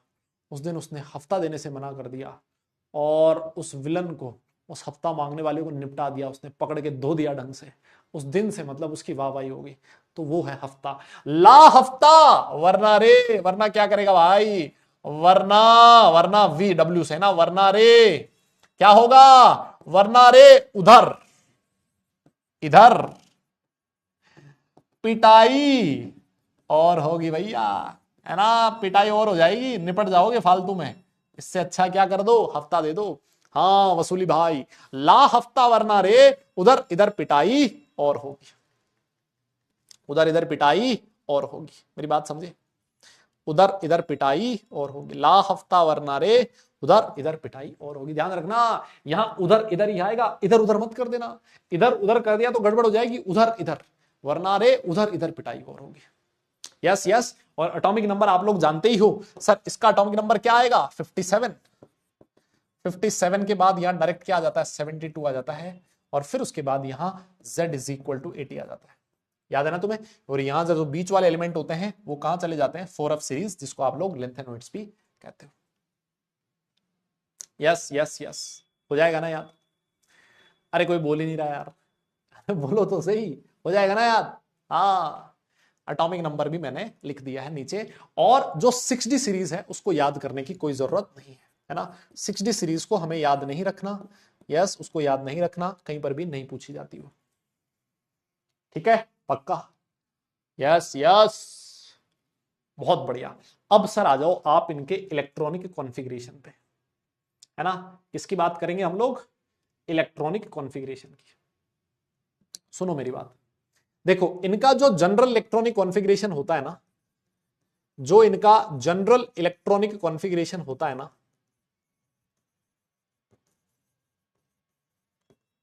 जनरल इलेक्ट्रॉनिक कॉन्फ़िगरेशन वो होता है n-1d 1 to 10 ns 0 to 2, है ना। ये थोड़ा अजीब सा है ना, आपको दिखने में थोड़ा अजीब सा लगेगा। n-1d, उसमें इलेक्ट्रॉन कहां से कहां तक, 1 से लेके 10 तक, ns 0 से 2 तक। सर ये नहीं समझ में आया सर, मतलब थोड़ा सा बताओ इसके बारे में, है ना। आओ मैं थोड़ा सा एग्जांपल देता हूं, सुनो। जैसे मान लो z इज इक्वल टू 21 है ना, इसका इलेक्ट्रॉनिक कॉन्फ़िगरेशन क्या लिखते हो, AR 3d1 4s2, ये लिखते हो ना। z इज इक्वल टू 22, क्या लिखते हो, AR 3d2 4s2। z is equal to 23, क्या लिखते हो, AR 3d3 4s2। अगर मैं 4 को n लिख देता हूं, यह n इज इक्वल टू 4 है, तो 3 क्या हो जाएगा, n-1 हो जाएगा कि नहीं। अरे बोलो ना यार, अरे बोलो ना, कोई बोल ही नहीं रहा, मतलब बताओ। ये बेटा वैलेंस शेल का जनरल इलेक्ट्रॉनिक कॉन्फ़िगरेशन है ना। देखो अगर मैं n इज इक्वल टू 4 लिख देता हूं तो 3 क्या हो जाएगा, 3 हो जाएगा सर n-, तो ns ns n-1d, इसका मतलब तो समझ में आ गया तुम्हें, ns और n-1d का मतलब क्या है। यस, ns और n-1d का मतलब क्या है, this is ns outer most shell, n-1d उससे पहले वाला शेल। अब देखो n-1d में कितने इलेक्ट्रॉन आ सकते हैं, 1 आ सकता है, 2 आ सकता है, 3 आ सकता है, 4 5 6 7 से लेके 10 तक, है ना, 1 से लेके 10 तक, तो ये रहा 1 से लेके 10 तक डी में।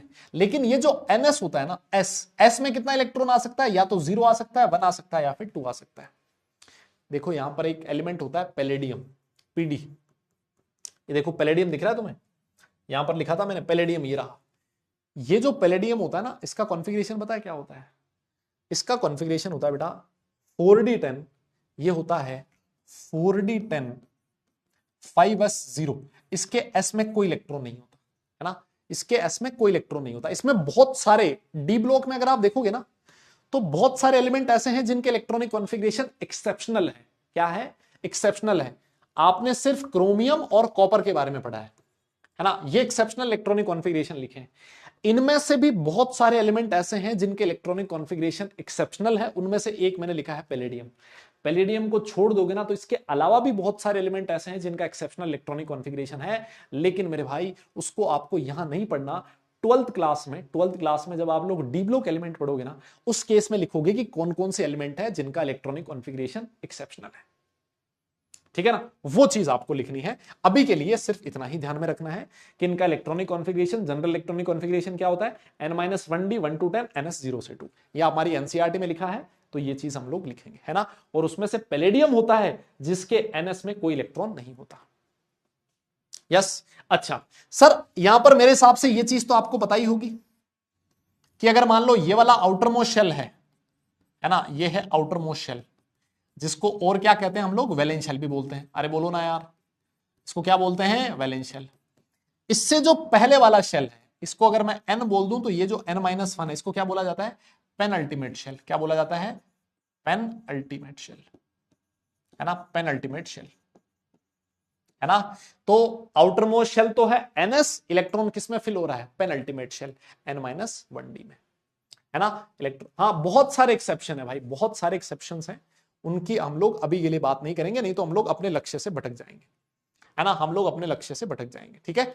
हाँ, पेन अल्टीमेट, उससे पहले वाला जो होगा n-2 वाला, उसको एंटी पेन अल्टीमेट बोला जाता है, उसकी हमें कोई जरूरत नहीं है। आप सिर्फ इतना सा लिखें, है ना, और अगर नोट हो जाए तो मुझे बता देना, नोट हो जाए तो मुझे बता देना, है ना।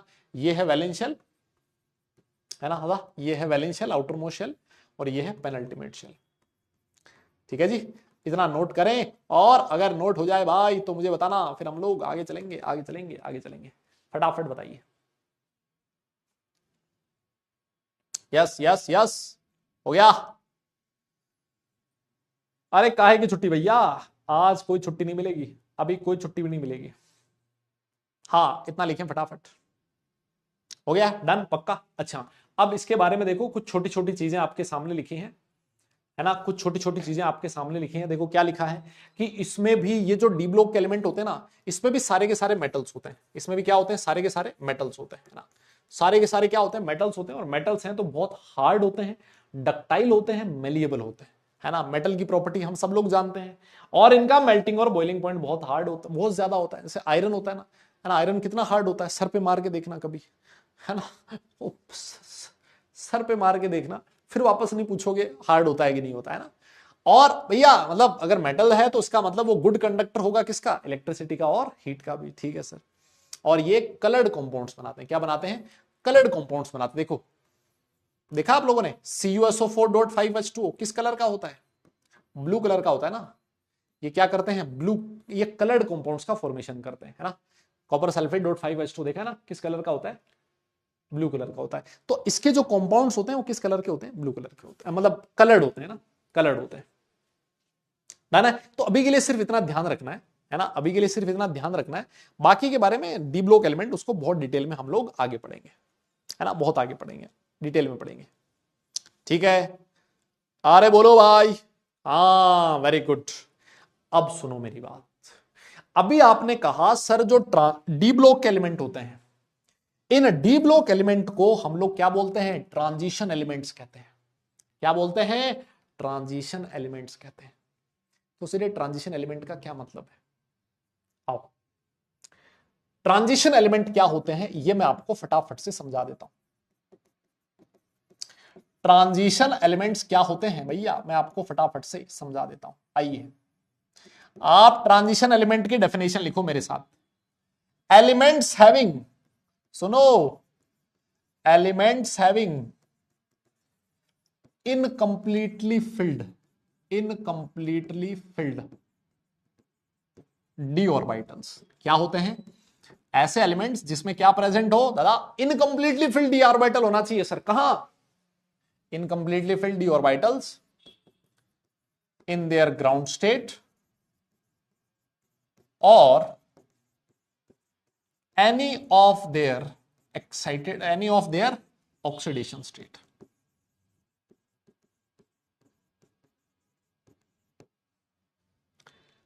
या तो ग्राउंड स्टेट में या फिर इनकी किसी भी ऑक्सीडेशन स्टेट में अगर कोई इनकंप्लीटली फिल्ड डी ऑर्बिटल प्रेजेंट है, जैसे अगर मान लो स्कैंडियम लिखूं मैं, स्कैंडियम का इलेक्ट्रॉनिक कॉन्फ़िगरेशन क्या लिखते हो बेटा, Ar3d1 4s2, तो ये डी इनकंप्लीटली फिल्ड है ना। डी में मैक्सिमम कितने इलेक्ट्रॉन आ सकते हैं, 10 इलेक्ट्रॉन आ सकते हैं सर, यहां तो 1 ही है, इनकंप्लीटली फिल्ड है, तो ये ट्रांजिशन एलिमेंट है। स्कैंडियम के बाद आप किसी का भी लिख लो, जैसे मान लो आप लिखते हो क्रोमियम Ar3d5 4s1, देखो 3d में 5 इलेक्ट्रॉन है ना, 3d में 5 इलेक्ट्रॉन है, तो सर देखो ग्राउंड स्टेट में इसके पास इनकंप्लीटली फिल्ड डी ऑर्बिटल है, तो ये भी ट्रांजिशन एलिमेंट होगा। ग्राउंड स्टेट मतलब जो उसकी नेचुरल स्टेट है, जिसमें वो एक्चुअली एग्जिस्ट करता है, ग्राउंड स्टेट नहीं समझते क्या, अरे ग्राउंड स्टेट का मतलब है जो उसकी एक्चुअल स्टेट है, लोअर एनर्जी वाली स्टेट को, लोवेस्ट एनर्जी वाली स्टेट को बोला जाता है ग्राउंड स्टेट। क्या बोला जाता है? जो लोवेस्ट एनर्जी स्टेट होती है ना, that is known as ground state, है ना। और लोवेस्ट एनर्जी स्टेट जो हम लोग एक्चुअल कॉन्फ़िगरेशन लिखते हैं ना, वो ग्राउंड स्टेट का ही कॉन्फ़िगरेशन लिखते हैं। ऑक्सीडेशन स्टेट क्या होता है अभी मैं बताऊंगा, अभी मैं बताऊंगा, चिंता मत, है ना। हाँ, अब एक चीज और देखो, तो इस हिसाब से बहुत सारे लोग बोलेंगे सर जो कॉपर होता है ना, copper Z is equal to 29 होता है, और सर कॉपर का इलेक्ट्रॉनिक कॉन्फ़िगरेशन होता है AR 3D10 4s1। तो सर देखो कॉपर जो है ना, उसके पास D में 10 इलेक्ट्रॉन है, D में 10 इलेक्ट्रॉन है, इसका मतलब इसके पास कंप्लीटली फिल्ड d ऑर्बिटल है। बिल्कुल है। अगर ये कंप्लीटली फिल्ड d ऑर्बिटल है तो ये ट्रांजिशन एलिमेंट नहीं होना चाहिए, लेकिन ये होता है। क्यों? क्योंकि बेटा कॉपर की एक ऑक्सीडेशन स्टेट होती है, कॉपर देखा आपने, कॉपर 2+, जिसको क्यूप्रिक बोला जाता है, क्यूप्रिक आयन। क्या है ये? Cupric ion. अगर आप लोग Cu2+ लिखोगे तो भैया इसका कॉन्फ़िगरेशन हो जाएगा 3D9 4s0।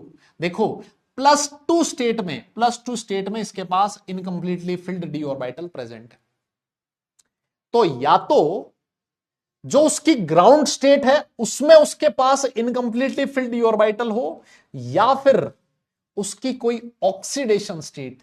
ये जो चार्ज स्टेट होती है ना, ये तो है ग्राउंड स्टेट जिसपे कोई चार्ज नहीं है, और अगर मान लो किसी पे चार्ज आ रहा है ना तो उसकी ऑक्सीडेशन स्टेट है।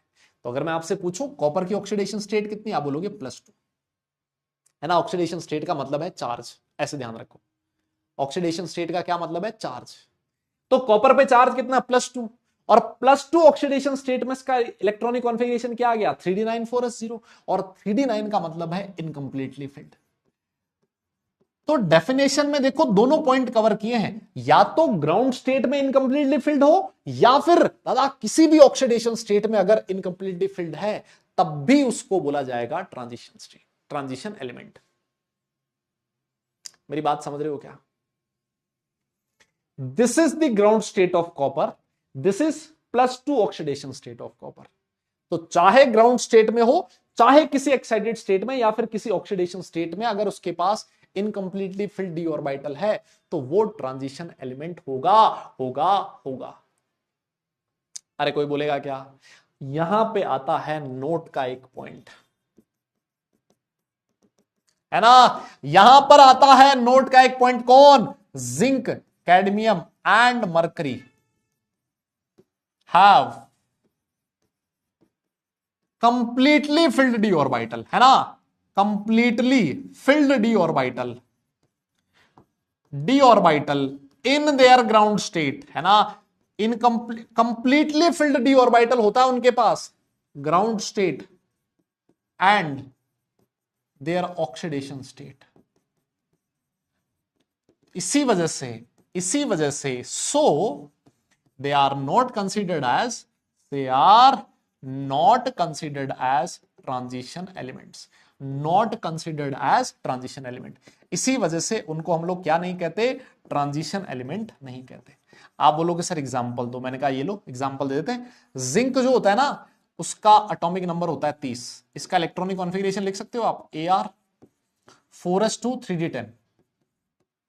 यस, 3D10 है, इसका मतलब कंप्लीटली फिल्ड d ऑर्बिटल है। दादा जिंक की एक ही ऑक्सीडेशन स्टेट होती है, वो होती है Zn2+। अगर आप Zn2+ भी लिखोगे ना तब भी इसका कॉन्फ़िगरेशन होगा 3D10 4s0। यहां पर भी इसके पास कंप्लीटली फिल्ड d ऑर्बिटल है, और इसी वजह से ना तो जिंक की ग्राउंड स्टेट में और ना ही जिंक की किसी ऑक्सीडेशन स्टेट में इसके पास इनकंप्लीटली फिल्ड d ऑर्बिटल नहीं है, और इनकंप्लीटली फिल्ड d ऑर्बिटल नहीं है, इसी वजह से जिंक हो गया, कैडमियम हो गया और मरकरी को ट्रांजिशन एलिमेंट नहीं कंसिडर किया जाएगा। बोलिए बोलिए बोलिए बोलिए। इन देयर ग्राउंड स्टेट, ओहो ये क्या लिख दिया? इन देयर ग्राउंड स्टेट, है ना, यहां लिखना भाई ग्राउंड स्टेट,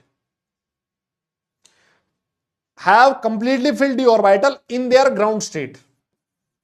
हाँ ये क्या लिख दिया? Ground state and their oxidation state, है ना। So they are not considered as transition element.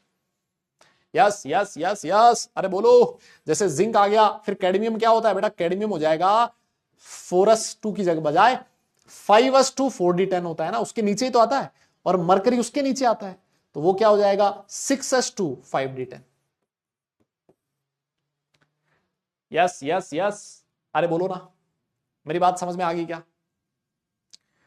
समझ में आया क्या? हाँ ना तो बोल दो, है भैया? अरे हाँ ना तो बोलो भैया, जल्दी जल्दी, हाँ ना तो बोलो। तो अगर मान लो ग्राउंड स्टेट हो या फिर कोई भी कॉमन ऑक्सीडेशन स्टेट हो, दोनों में से किसी भी एक ऑक्सीडेशन स्टेट में, ग्राउंड स्टेट हो या फिर oxidation state, incompletely filled D orbital आ जाए, तो उसको आप लोग ट्रांजिशन एलिमेंट बोल देना। बहुत सारे लोग बोलते हैं साहब कॉपर कैसे ट्रांजिशन एलिमेंट आ गया? कॉपर की ग्राउंड स्टेट में कंप्लीटली फिल्ड है लेकिन Cu2+ में इनकंप्लीटली फिल्ड है, तो दोनों में से किसी में भी इनकंप्लीटली फिल्ड है तो वो ट्रांजिशन एलिमेंट होगा। जिंक, कैडमियम, मरकरी के पास ना तो ग्राउंड स्टेट में और ना ही किसी ऑक्सीडेशन स्टेट में इनकंप्लीटली फिल्ड है, इस वजह से ये वाले ट्रांजिशन एलिमेंट की कैटेगरी में नहीं आएंगे, है ना। तो ये वाली चीज है जो इंपॉर्टेंट है, यहां तक आपको लिखना था, ठीक है ना। तो अब मेरे हिसाब से आज के बाद आप कभी नहीं पूछोगे कि जिंक, कैडमियम, मरकरी को ट्रांजिशन एलिमेंट क्यों नहीं कंसिडर किया जाता, है ना।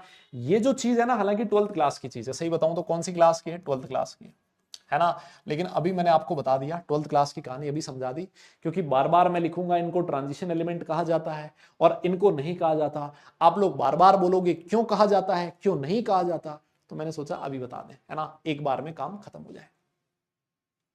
ठीक है भाई? अरे समझ में तो आ गया ना दादा? आना तो बोल दो। ठीक है, डन, पक्का? आगे चलूं? कोई बोल ही नहीं रहा, बताओ। हाँ, कोई बोल ही नहीं रहा, बताओ। थम्स डाउन किए जा रहे हैं लोग, बताओ भाई साहब। आइए आइए, क्वेश्चन देखते हैं। एक क्वेश्चन आपकी स्क्रीन पर है ना, एक क्वेश्चन आपकी स्क्रीन पर लिख देते हैं और इस क्वेश्चन को दे देते हैं आपको होमवर्क में, है ना। ये क्वेश्चन है आपका होमवर्क में, एक बार इसको करिएगा, अगली क्लास में इसको डिस्कस करेंगे, है ना, इसको अगली क्लास में डिस्कस करेंगे। एक और बच गया, कौन? एफ ब्लॉक एलिमेंट, है ना। कौन सा? एफ ब्लॉक एलिमेंट, है ना। एस हो गया, पी हो गया, डी हो गया, अब किसकी बात होगी? एफ ब्लॉक की बात होगी। देखो एफ ब्लॉक जो होता है, सारी दुनिया जानती है कि सर उसमें दो ग्रुप आते हैं ना, दो ब्लॉक आते हैं, है ना, वो मैं लिखवा ही चुका हूं तुम्हें। यस, एफ ब्लॉक में मैं आपको लिखवा ही चुका हूं कि भाई एफ ब्लॉक में एक तो आएगा लेंथेनॉइड, ये यहां यहीं पे लिख लो फिर इसी में, है ना। ये आएगा लेंथेनॉइड और ये हो गया एक्टिनॉइड। और सर इसको 4f सीरीज भी बोला जाता है, इसको 5f सीरीज बोला जाता है ना। ये sir z is equal to 58 से लेके z इज इक्वल टू 71 तक होती है, और सर ये वाला z इज इक्वल टू 90 से लेके z इज इक्वल टू 103 तक होता है। ठीक है सर, कैसे याद रखें इन एलिमेंट को? याद करने का तरीका सुनना मेरी बात, कैसे याद रखें, सुनिएगा सुनिएगा, कैसे याद रखें। सीने पर नदियां प्रेम की समाई, वाह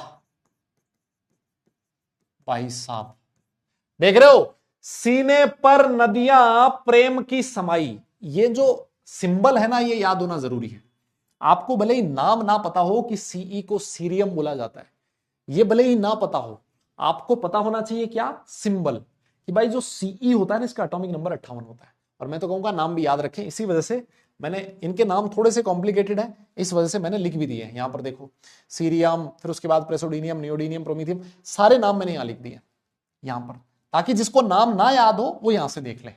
ठीक है, आ जाओ। तो कहता है सीने पर नदियां प्रेम की समाई, वाह सर। फिर क्या हुआ? यूं यूं गदगद, ओहो, गदगद, गदगद समझते हो? यूं गदगद तब दिल, वाह, गदगद समझते हो? मजा ही आ जाए, मतलब गदगद का मतलब होता है सर, ओ सर सब मजा ही आ गया, मतलब, है ना। गदगद मतलब मजा ही आ जाना। तो कहता है सीने पर नदियां प्रेम की समाई, यूं गदगद तब दिल, वाह, है ना। बहुत हो गया भाई, सपनों में दुनिया में बहुत जी रहे हो, वापस वापस लौट आओ और तुम अब लोटो भैया, ल्यूटीशियम लोटो, वापस आओ, सपनों की दुनिया से बाहर निकलो, है ना। अरे सर क्या मतलब, क्या पढ़ा रहे हो आज? ये सीने, सोने नहीं, सीने, सीने पर नदियां प्रेम की समाई, यूं गदगद तब दिल हुआ, और तुम अब लौटो ल्यूटिशियम। है ना, स्टार्ट किया सीरियम से, खत्म किया ल्यूटिशियम पे। वाह सर, मजा आ गया सर, मतलब एकदम गजब। यस, बहुत बढ़िया। आइए एक्टिनोइड्स को भी याद कर लेते हैं सर, है ना, एक्टिनोइड भी याद कर लेते हैं। देखो सबसे पहले कौन आता है, थोरियम, है ना, थोरियम। और सर प्रोटेक्टिनियम, यूरेनियम, फिर उसके बाद नेपच्यूनियम। अब चलता रहेगा, इसी वजह से देखो मैंने नाम लिख रखे हैं यहां, देख लो, thorium, protactinium, uranium, neptunium, plutonium, americium, curium, सारे नाम यहां लिखे हुए हैं। जिसको नाम ना पता हो, जिसको लगता है कि वो भूल जाएगा, कोई दिक्कत नहीं है, सब कुछ यहां लिखा हुआ, आराम से पढ़ लेना, है ना। बस याद रखने का तरीका, सिंबल याद रखने का तरीका, अगर आपको सिंगल पता हो गया ना, TH, तो एकदम से याद हो जाएगा, अच्छा अरे ये तो थोरियम है ना। तो सर ये देखो, इसमें ज्यादा मजा नहीं आएगा यार, ज्यादा मजा नहीं आएगा। TH से थोड़े, थोड़े पापड़, अरे सर क्या मूड ही खराब कर दिया। यूं नापो, अच्छा, थोड़े पापड़ यूं नापो, और क्या करें सर, आपको पता है क्या, क्या मैंने पूछा, क्या कहता है, पुराने आम कम बिकेंगे। मैंने कहा बता, ये क्या बकवास कर रहा है तू, यहां कुछ और कह रहा है, यहां कुछ और कह रहा है, यहां कह रहा है थोड़े पापड़ यूं नापो, यहां कह रहा है पुराने आम कम बिकेंगे। कहता सर अभी और रुको, कैफे, कैफे में ऐसे फरमाओ, है ना, फरमाओ, ये FM फरमाओ, कैफे में ऐसे फरमाओ, madam, madam, no love, love love love, है ना, लोरेंसियम से लव। मैंने कहा वाह भाई, तू पागल वागल हो गया यार, कोई रिलेशन ही नहीं है एक दूसरे का, फिर भी तू निपटाए जा रहा है। थोड़े पापड़ यूं नापो, पुराने आम कम बिकेंगे, कैफे में ऐसे फरमाओ, मैडम नो लव। अब कहता है सर मतलब ऐसे ही याद है मुझे, तो ऐसे बता दिया। मैंने कहा चल कोई बात नहीं, निपटा लेंगे, ऐसी क्या बात है, इसको भी झेल लेंगे, और तो क्या करें, है ना। तो ये भाई याद रखने का तरीका है, इस तरह से आप लोग याद रख सकते हो। जो डी ब्लॉक एलिमेंट होते हैं ना, उसको आपको ग्रुप वाइज याद करने की जरूरत नहीं होती। अगर आपको वो पीरियड वाइज याद है ना, तो ग्रुप वाइज याद करने की जरूरत नहीं है, क्योंकि पीरियड वाइज याद है तो ग्रुप अपने आप ही पता लगा सकते हो, है ना। तो मैं तो पीरियड वाइज ही याद करना सिखाता हूं, ग्रुप वाइज मेरे हिसाब से याद करने की जरूरत नहीं है। दो तरीके से याद करोगे फिर कहीं कंफ्यूजन होगा, है ना, तो उसको आप लोग छोड़ सकते हो, उसको आप लोग ग्रुप पीरियड वाइज याद करो। और लेंथेनम और ये हो गया ना, इनमें तो हमारे पास कोई ऑप्शन ही नहीं है ना, इनमें तो हमारे पास कोई ऑप्शन ही नहीं है, ठीक है, डन। तो इसमें बस यही याद रखना है यार, है ना, इसमें बस इतनी चीजें ध्यान में रखनी है। और कुछ छोटी छोटी, मैं इसका जनरल इलेक्ट्रॉनिक कॉन्फ़िगरेशन लिख देता हूं, जो भी आपको याद रखना है, डायरेक्ट क्वेश्चन आता है इस पे, है ना, जनरल इलेक्ट्रॉनिक कॉन्फ़िगरेशन पे डायरेक्ट क्वेश्चन आता है भाई। डी ब्लॉक और एफ ब्लॉक एलिमेंट का जो जनरल इलेक्ट्रॉनिक कॉन्फ़िगरेशन होता है, डायरेक्ट क्वेश्चन आएगा। क्या होता है, वो होता है दादा n-2f 1 से 14, n-1d 0 से 1, और ns2, है ना। This is the general electronic configuration of F block element. Outer most shell है ns, इलेक्ट्रॉन फिल होता है n-2f में, अल्टीमेट, पेनल्टीमेट और एंटी पेनल्टीमेट, है ना, उस वाले में इलेक्ट्रॉन फिल होता है, f में 14 इलेक्ट्रॉन फिल हो सकते हैं। ये इलेक्ट्रॉनिक कॉन्फ़िगरेशन है, सीधा सीधा सा आपको याद रखना है ना। और इनमें भी लगभग सारी की सारी क्या होती है, मेटल्स होती है ना, हैवी मेटल्स होती हैं। ऑब्वियस है, मेटल है तो मेल्टिंग और बॉइलिंग पॉइंट हाई होगा। एक चीज यहां पर इंपॉर्टेंट है कि जो एक्टिनाइट्स होते हैं ना, एक्टिनाइट्स, मैक्सिमम एक्टिनाइट्स जो होते हैं वो रेडियो एक्टिव होते हैं। कैसे रेडियो एक्टिव, है ना, रेडियो एक्टिव का मतलब मैंने आपको समझाया था, ये ऐसे एलिमेंट्स होते हैं जो पड़े पड़े अपने आप कुछ रेडिएशन एमिट करने लगते हैं, कुछ पार्टिकल्स एमिट करने लगते हैं, अल्फा बीटा गामा, है ना, जो हमारे लिए हार्मफुल होते हैं, उनको रेडियो एक्टिव सब्सटेंसेस बोला जाता है। और यूरेनियम के बाद वाले जो एलिमेंट्स होते हैं ना, उनको ट्रांस यूरेनियम एलिमेंट, या फिर कुछ जगह पर ट्रांस यूरेनिक लिखा होता है, दोनों में एक ही बात है। यूरेनियम के बाद वाले जितने भी एलिमेंट्स हैं, those elements are known as transuranic element, है ना। ये थोड़ा सा चीज है जो आपको ध्यान में रखनी है, ट्रांस यूरेनिक बोल दो या फिर ट्रांस यूरेनियम बोल दो, एक ही बात है ना। ट्रांस यूरेनिक बोल दो या फिर यूरेनियम बोल दो। देखो यूरेनियम का एटॉमिक नंबर कितना हो जाएगा, देखो ये होता है 90, 90 में 92, है ना, यूरेनियम कितना हो गया 92। तो 92 वाले, 92 के बाद जितने भी एलिमेंट होते हैं ना, उनको क्या बोला जाता है, ट्रांस यूरेनियम एलिमेंट या फिर ट्रांस यूरेनिक एलिमेंट बोला जाता है। बस ये चीज थी जो आपको एफ ब्लॉक एलिमेंट से रिलेटेड ध्यान में रखनी थी, ठीक है ना। तो इसको एक बार के लिए आप लोग फटाफट से निपटा लो, नोट कर लो, ठीक है। इसको आप लोग फटाफट से नोट कर लो। हो गया, ठीक है सर। अब देखो छोटी छोटी सी दो इंफॉर्मेशन है जो मैं आप लोग चाहता हूं याद रखें, है ना। नोट में 2 पॉइंट लिखे हुए। पहला क्या पॉइंट लिखा है कि STP standard temperature and pressure समझते हो। अरे सर स्टैंडर्ड टेम्परेचर प्रेशर तो हमने खूब पढ़ा है sir, STP conditions mole concept पढ़ के आए हैं सर। सर मोल कॉन्सेप्ट पढ़ के आए हैं सर, ये हमें सब पता है, ये हमें सब पता है। एसटीपी, एसटीपी क्या होता है? एसटीपी होता है स्टैंडर्ड टेम्परेचर प्रेशर, 0 बार प्रेशर और 1 बार प्रेशर और 0 डिग्री सेल्सियस टेम्परेचर। 2 एलिमेंट ऐसे हैं, कौन कौन से? ब्रोमीन और मरकरी, जो कि क्या होते हैं? लिक्विड होते हैं। सिर्फ 2 ही एलिमेंट। ये क्वेश्चन पूछा जाता है कि एसटीपी पे बताओ लिक्विड होने वाले कौन एलिमेंट है, तो ब्रोमीन और मरकरी। लेकिन कुछ एलिमेंट ऐसे होते हैं जिनका मेल्टिंग पॉइंट बहुत ही कम होता है और वो रूम टेम्परेचर पे भी लिक्विड की फॉर्म में एग्जिस्ट कर सकते हैं। वो कौन कौन से एलिमेंट होते हैं? सीजियम हो गया, रुबिडियम हो गया, फ्रेंसियम हो गया, गैलियम हो गया। बिकम लिक्विड एट और जस्ट अबव रूम टेम्परेचर, या तो रूम टेम्परेचर पे या फिर थोड़ा सा उससे ज्यादा टेम्परेचर पे लिक्विड फॉर्म में एग्जिस्ट कर सकते हैं, बिकॉज इनका मेल्टिंग पॉइंट बहुत ही कम होता है ना। गर्मियों में अगर आप गैलियम को हाथ पे लोगे ना, ऐसे गैलियम को हाथ पे लोगे ना, तो पिघल जाता है। पिघल इसलिए जाता है क्योंकि उसका जो मेल्टिंग पॉइंट होता है वो 28 डिग्री के लगभग होता है, और गर्मियों में भैया टेम्परेचर यहां 50 पहुंच जाता है सर। बहुत बड़ा लफड़ा है सर, बड़ा बवाल है सर, एसी भी काम नहीं करते सर। तो 28 तो यहां सर्दियों में पहुंच जाता है हमारे, है ना। तो भाई 28 डिग्री सेल्सियस आते ही, लगभग 30 डिग्री सेल्सियस आते ही ये जितने भी एलिमेंट है ना, सारे के सारे लिक्विड स्टेट में एग्जिस्ट कर जाते हैं, है ना। तो अगर कोई क्वेश्चन पूछे ना कि बताओ एसटीपी पे लिक्विड कौन होता है, तो ब्रोमीन और मरकरी। रूम टेम्परेचर पे लिक्विड कौन हो सकता है, तो ये वाले एलिमेंट्स, ठीक है। ये एडिशनल इंफॉर्मेशन है, जो कभी आपसे पूछे तो आप लोग बता देना। एक क्वेश्चन है, इसको एक बार आप लोग घर से करना, होमवर्क है। और एक और क्वेश्चन है, इसको भी आप लोग घर से करना, ये भी आपका होमवर्क है, ठीक है। ये दोनों क्वेश्चन आपके होमवर्क है। हो जाएगा क्या? यस हो जाएगा सर, बिल्कुल कर लेंगे। ऐसे क्वेश्चन तो हम ऐसे निपटा देंगे सर। चलिए, अगर हो जाए, अगर हो जाए तो बस आज के लिए इतना ही करेंगे। अगली क्लास में मैं आपको पढ़ाऊंगा मेथड ऑफ प्रिडिक्शन। चलो इसको तो यही कर लेते हैं ना, फिर ये होमवर्क क्यों देना है, यही कर लेते हैं। देखो इसको तो यही कर लेते हैं। Which of the following element is liquid state as room temperature? बताओ रूम टेम्परेचर पे लिक्विड स्टेट में कौन होगा? अरे सर देखो ना, ये जो आपका मरकरी है ये तो एसटीपी पे ही लिक्विड है, तो भैया रूम टेम्परेचर पे तो लिक्विड होना ही है सर। इसका ऑप्शन हो जाएगा कौन सा? Option number H G, first हो जाएगा सर। ठीक है, ऑल राइट, आगे बढ़ते हैं, एक और क्वेश्चन देख लेते हैं। हाँ ये वाला क्वेश्चन देखो, इस क्वेश्चन का पोल देना चाहता हूं मैं आप लोगों को।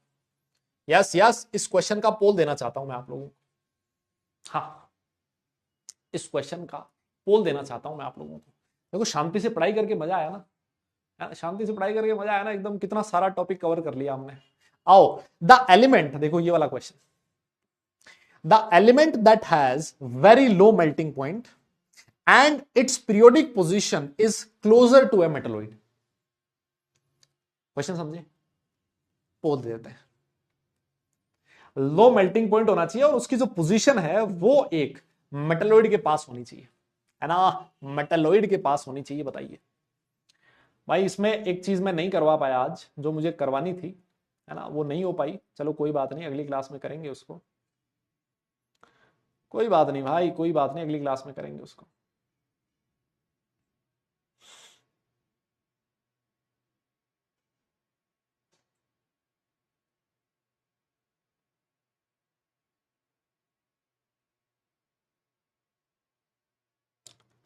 यस यस हो गया।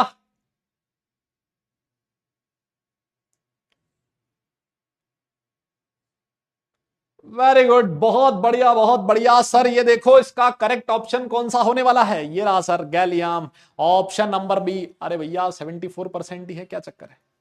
क्यों क्यों भाई, गैलियम नहीं होगा क्या? इसका मेल्टिंग पॉइंट बहुत कम होता है, और ये देखो मेटलॉइड के नजदीक ही तो है। अरे सर कैसी बात कर दी आपने। ये देखो गैलियम जो है ना, वो जर्मेनियम के नजदीक नहीं है क्या? देखो गैलियम जर्मेनियम के नजदीक है, और जर्मेनियम क्या होता है? मेटलॉइड होता है। यस, मेटलोइड होता है। खत्म हो गया क्वेश्चन। और इस बढ़िया बढ़िया, मतलब एकदम जोरदार। अच्छा, एक दो क्वेश्चन और भी था जो मैंने होमवर्क दिया था, उसको भी यही निपटा लेते हैं, इसको भी यही निपटा लेते हैं। बताओ, ये वाला क्वेश्चन करो जरा। ये लास्ट क्वेश्चन है जो मैं आज करवाने वाला हूं, उसके बाद क्लास छोड़ दी जाएगी। क्लास छोड़ देंगे उसके बाद, हाँ उसके बाद क्लास छोड़ देंगे भैया। यस यस यस, हाँ अरे आ गया आ गया, क्वेश्चन आ रहा है तुम्हारे सामने, ऐसी क्या बात है? बताओ बताओ बताओ बताओ, क्या कह रहा है question? The set that contains atomic number of only transition element, only transition element.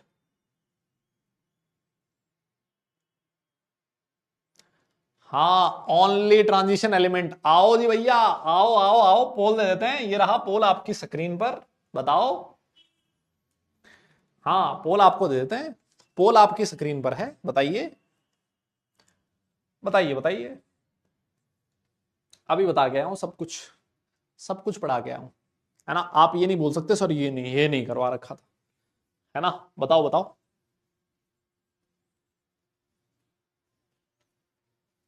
बताइए। The set that contains atomic numbers of only transition element, हो जाएगा। देख तो रहा हूं काफी सारे लोग सही कर रहे हैं। हम्म,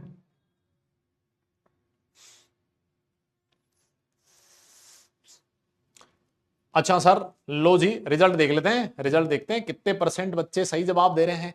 77%। और फाइनल लीडर बोर्ड आपकी स्क्रीन पर है, देखिए लीडर बोर्ड आपको दिखा देते हैं। सबसे ऊपर है चंद्रा, निकोलस, फिर उसके बाद सिद्धार्थ, फिर है दिव्यांश, आर्यन, प्रिंस, एक्सेप्शन, वैभव और अंजलि, और फिर उसके बाद है आकाश अली। सबके लिए हो जाए भाई जोरदार तालियां। ये टॉप 10 स्टूडेंट है, बधाई हो सब लोगों को बहुत बहुत।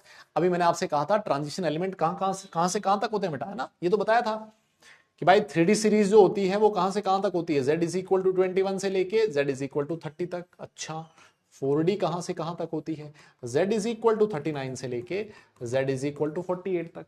यस सर, 5D सीरीज कहां से कहां तक होती है, z इज इक्वल टू 71, नहीं सर 57, फिर उसके बाद 72 से लेके 80 तक, है ना। तो सर देखो 21, 25, 42, 72 सब कुछ इस वाली रेंज में आ रहा है, तो ऑप्शन नंबर डी करेक्ट हो जाएगा।